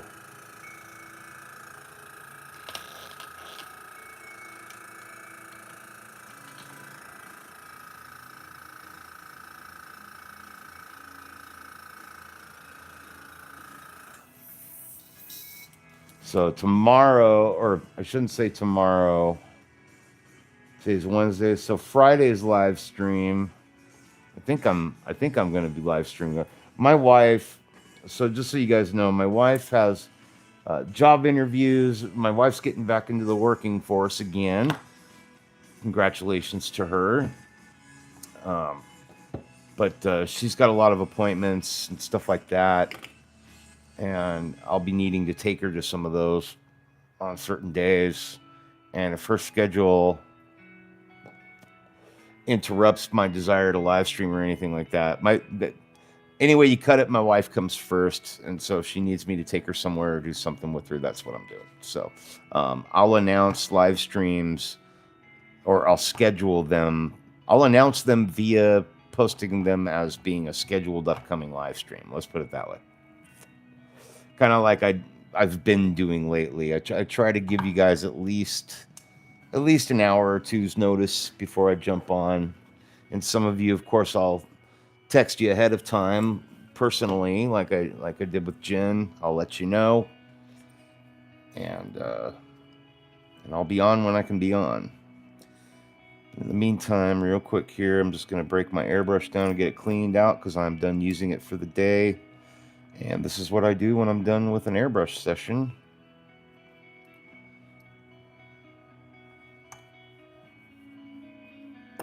I like to get everything clean so it's ready to go for the next airbrush session.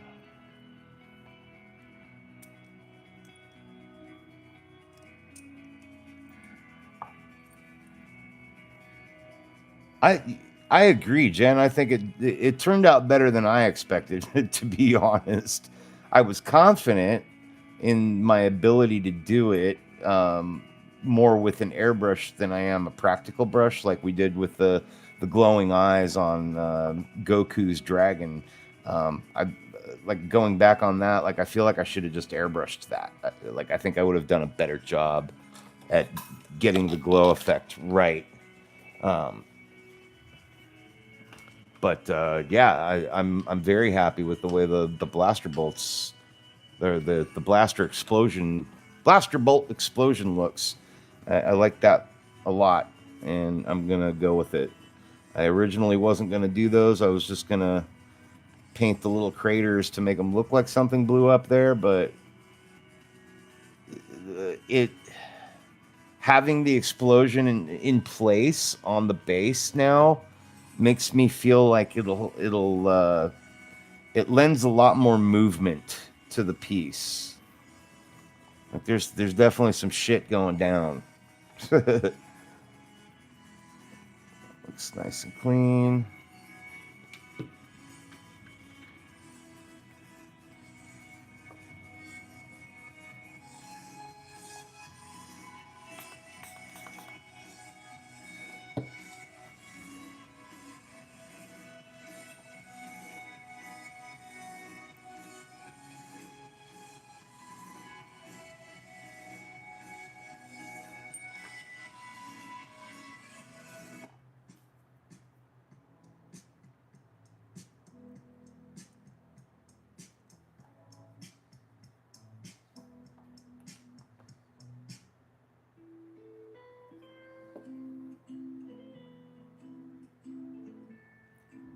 Yeah, I was kind of worried that it would look cheesy myself, but I'm pleasantly surprised. I think it actually looks pretty legit.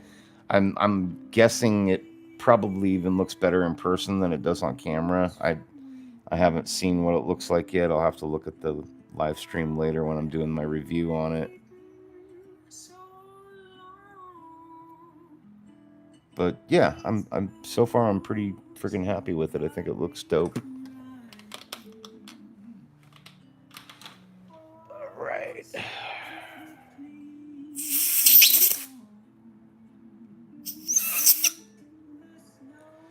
Cleaning out my nozzle here. Cool. It's nice and clean. I keep forgetting. There's another thing I need. I need to get a new nozzle cleaner.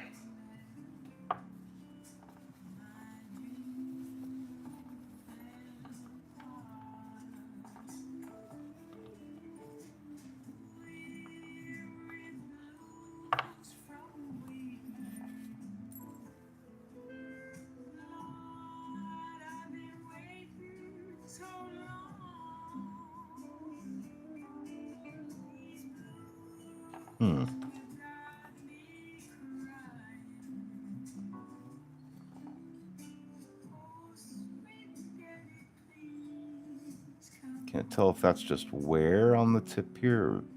I think it's just wear.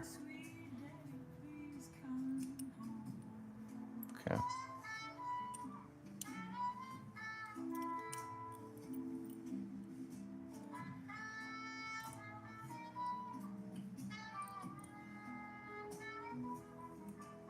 Yeah, I'm guessing it does look better in person. I'll have to check it out on camera later. But yeah, I'm pleasantly surprised with the way it turned out. Now looking at it from across the studio, like it still looks killer even from a distance. Pretty stoked on it. I'm gonna run with it. So that's what I'll be doing on my next live stream is prepping and painting those guys. Getting all three of them done. Oh, what happened here? Yeah, I screwed up.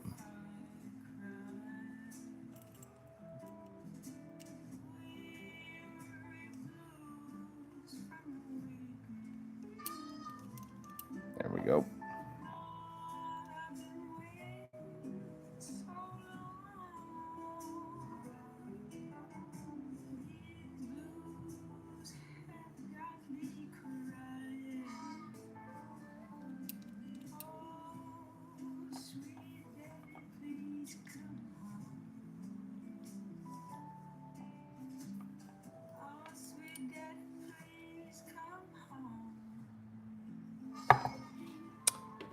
Beautiful. Ow. That went right into my finger. Not pleasant.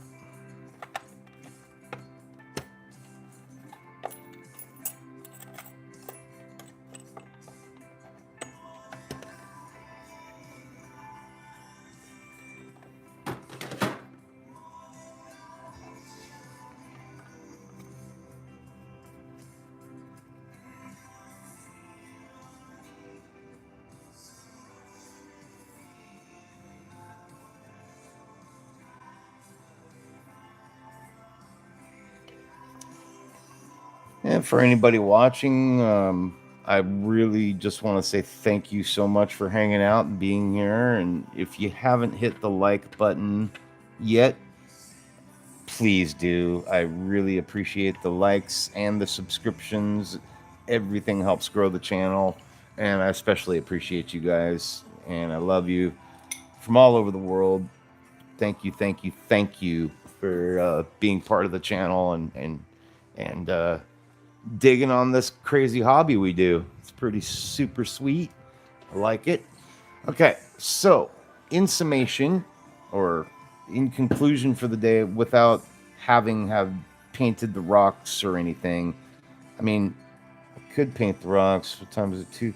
Well, I'm on 4 o'clock. It's a little after 4 o'clock here, so I'm gonna start wrapping it up. This is unfortunately not the longest live stream, but I got to kind of pause because we did a practice run today. I reprinted these blaster bolt explosions, and I'm gonna be repainting them.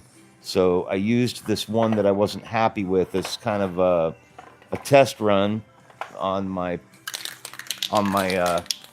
paint job. One thing I didn't do is clear coat it, so I'm going to do that really quick off camera,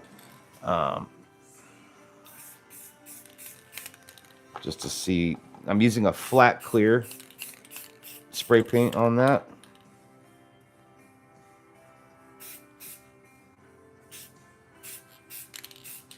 Just from a rattle can.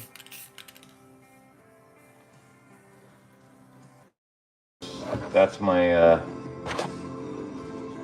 flat clear coat that I'm putting on here.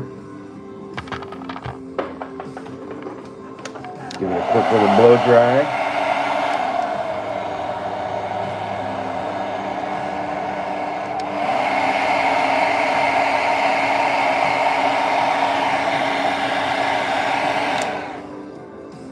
Looks good.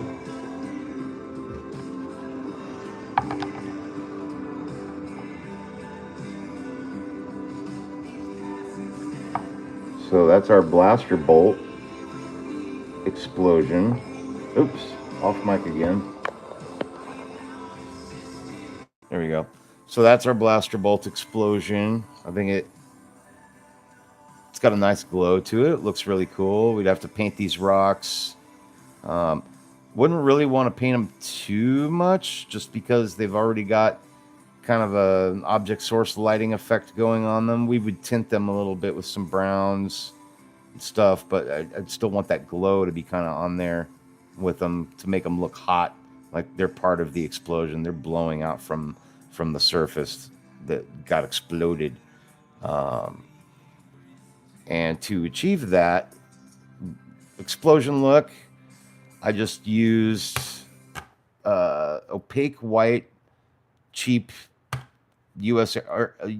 Art Supply airbrush paint to kind of coat, do a zenithal highlight, the brightest white down here, and then less white towards the end. And then I used I mixed white and fluorescent yellow to make a really bright whitish yellow. Sprayed that down, kind of feathered it out. You can watch the live stream when I publish it tomorrow to see the process. But then we did fluorescent orange after that, and then orange, and then dark red to get it to blend down this way to make it look like, the hottest part's going to be down here, and it's the cooler part of the explosion outward. Yeah, that's how I achieved that. Don't really have much else to say about it, but that I was optimistically skeptical, but if that makes sense. I was just optimistic but skeptical that we could achieve the right look and it wouldn't look stupid or cheesy on the base. And it take you back over here real quick. It actually looks really cool on the base. Like a little blaster explosion. Didn't look cheesy at all, actually. So pretty happy with the results. But those were the colors I used. This is just a really cheap line of airbrush paint that I found on Amazon. And it's like, this is a double set, but it's about $30 for a complete set. And you get like lemon yellow, iridescent yellow, yellow, and fluorescent yellow all in the set together. Yellow ochre, ochre, greens, blues. I mean, it's a fantastic set, and it's really inexpensive. And I regularly use them. I've reordered the set twice now because I use these paints so much. and they're far cheaper than, you know, like say your Vallejo lines of paint or Citadel. Not to knock those paints, they're fantastic. I use them religiously, but this is also a really, really great paint for the price point. You know, so if you're looking to save money, I'll post the link in the description. I'm not sponsored by these guys. I spend my own money on this shit, but it's Roy Zafar. I don't know how that's pronounced, but it's a good paint. So check it out. And you can achieve these kinds of effects and stuff with it just fine. Looks good. I like it. So we went from this black, flat black mass to something that looks like a cool glowing little explosion today for our little test flight on making that work. And fortunately it works. I'm really stoked on that. So we'll have 3 of these to paint during my next live stream, along with making some OSL effect on the actual base. But definitely going to go with this. I really like the way it looks. No, I definitely wouldn't want to paint the rocks first, just because, I mean, I could, but you can see it's going to get a lot of paint on it during the process.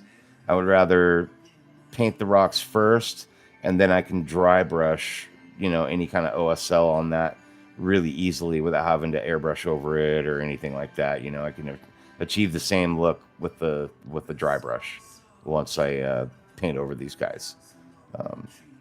But we'll get there, because you'll get to see how I do this, and then how we're going to airbrush it, that glow onto the rocks coming from the bottom out. You know, kind of like how this rock looks right here. You know, the glow is on the bottom, it's less glowy on top, but we can achieve that with a dry brush and not have to worry about it. But yeah, it'll be a little easier to do once the glowing and airbrushing part is all done. It'll probably make more sense when I do it. But at the end of the day, you know, any which way you decide to do it, if you do something like this, as long as it works, as long as your end result satisfies you, that's all that matters. But this is how I'm doing this, and I think it's going to work just fine. And for me, it makes more sense to paint the rocks afterwards and then just dry brush, you know, an OSL glowing effect on there. I'm all sad that these kind of got scratched up on the bottom because the paint was still wet, but it's just a practice piece. I don't need to stress. It looks cool, though. Pretty happy with it.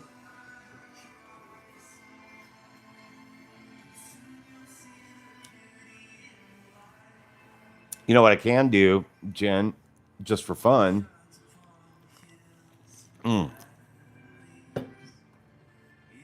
Just for you, just for fun, just for the sake of science, we will paint the rocks on one of them. We will paint the rocks first and see how it goes. And if that method works better than painting the rocks after doing the glow, then that's what we'll do. Otherwise, I'm going to fucking paint it like this. And you're going to watch me paint the rocks afterwards, and you can tear your hair out if you want, but I don't care.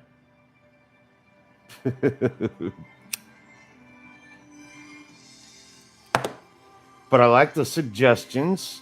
I will try it. I'm gonna do one with it where I paint the rocks first. And then we'll do the glowing effect and see how it turns out. So I expect you to be there. You're gonna have to be there to watch it. See if it works better with your suggestion than it does with my method that I'm doing right now. You know what I want to do?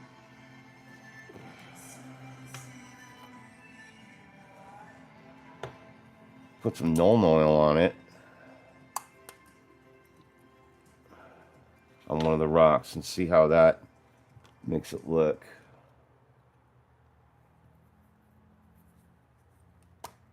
with bells on. Yeah, girl.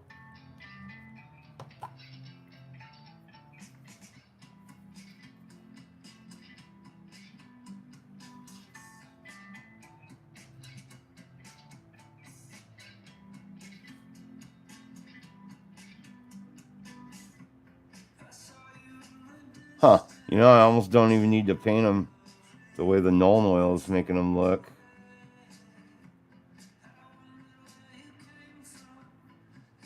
So I want them to look like they're red hot anyways. And, you know, like these are damn near molten rocks that have been instantly, in some cases, vaporized.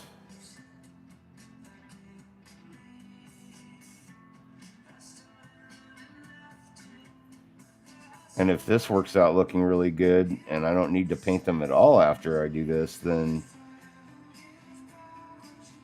we can both suck it.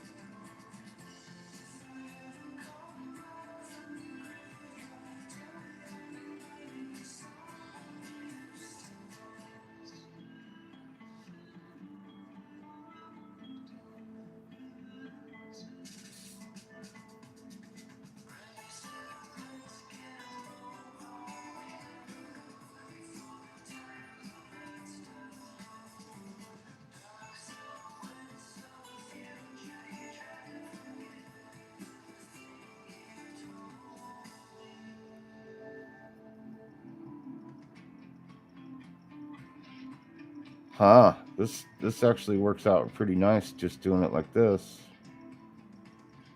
With just some Nuln Oil.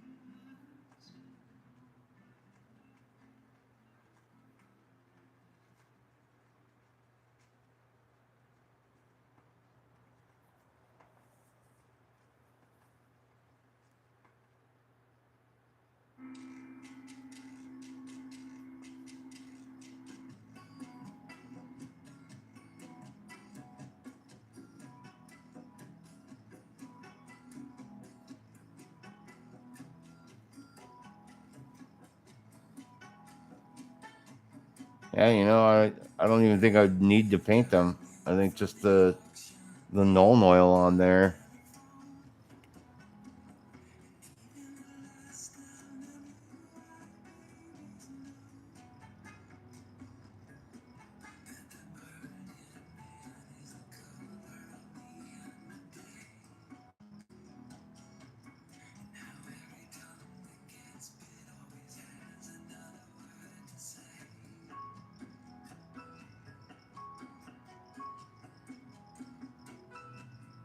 Yeah, I think that looks pretty good just like that. And the rocks look like they're on fire. Yeah, maybe we don't even really need to paint them. Like they're kind of already painted.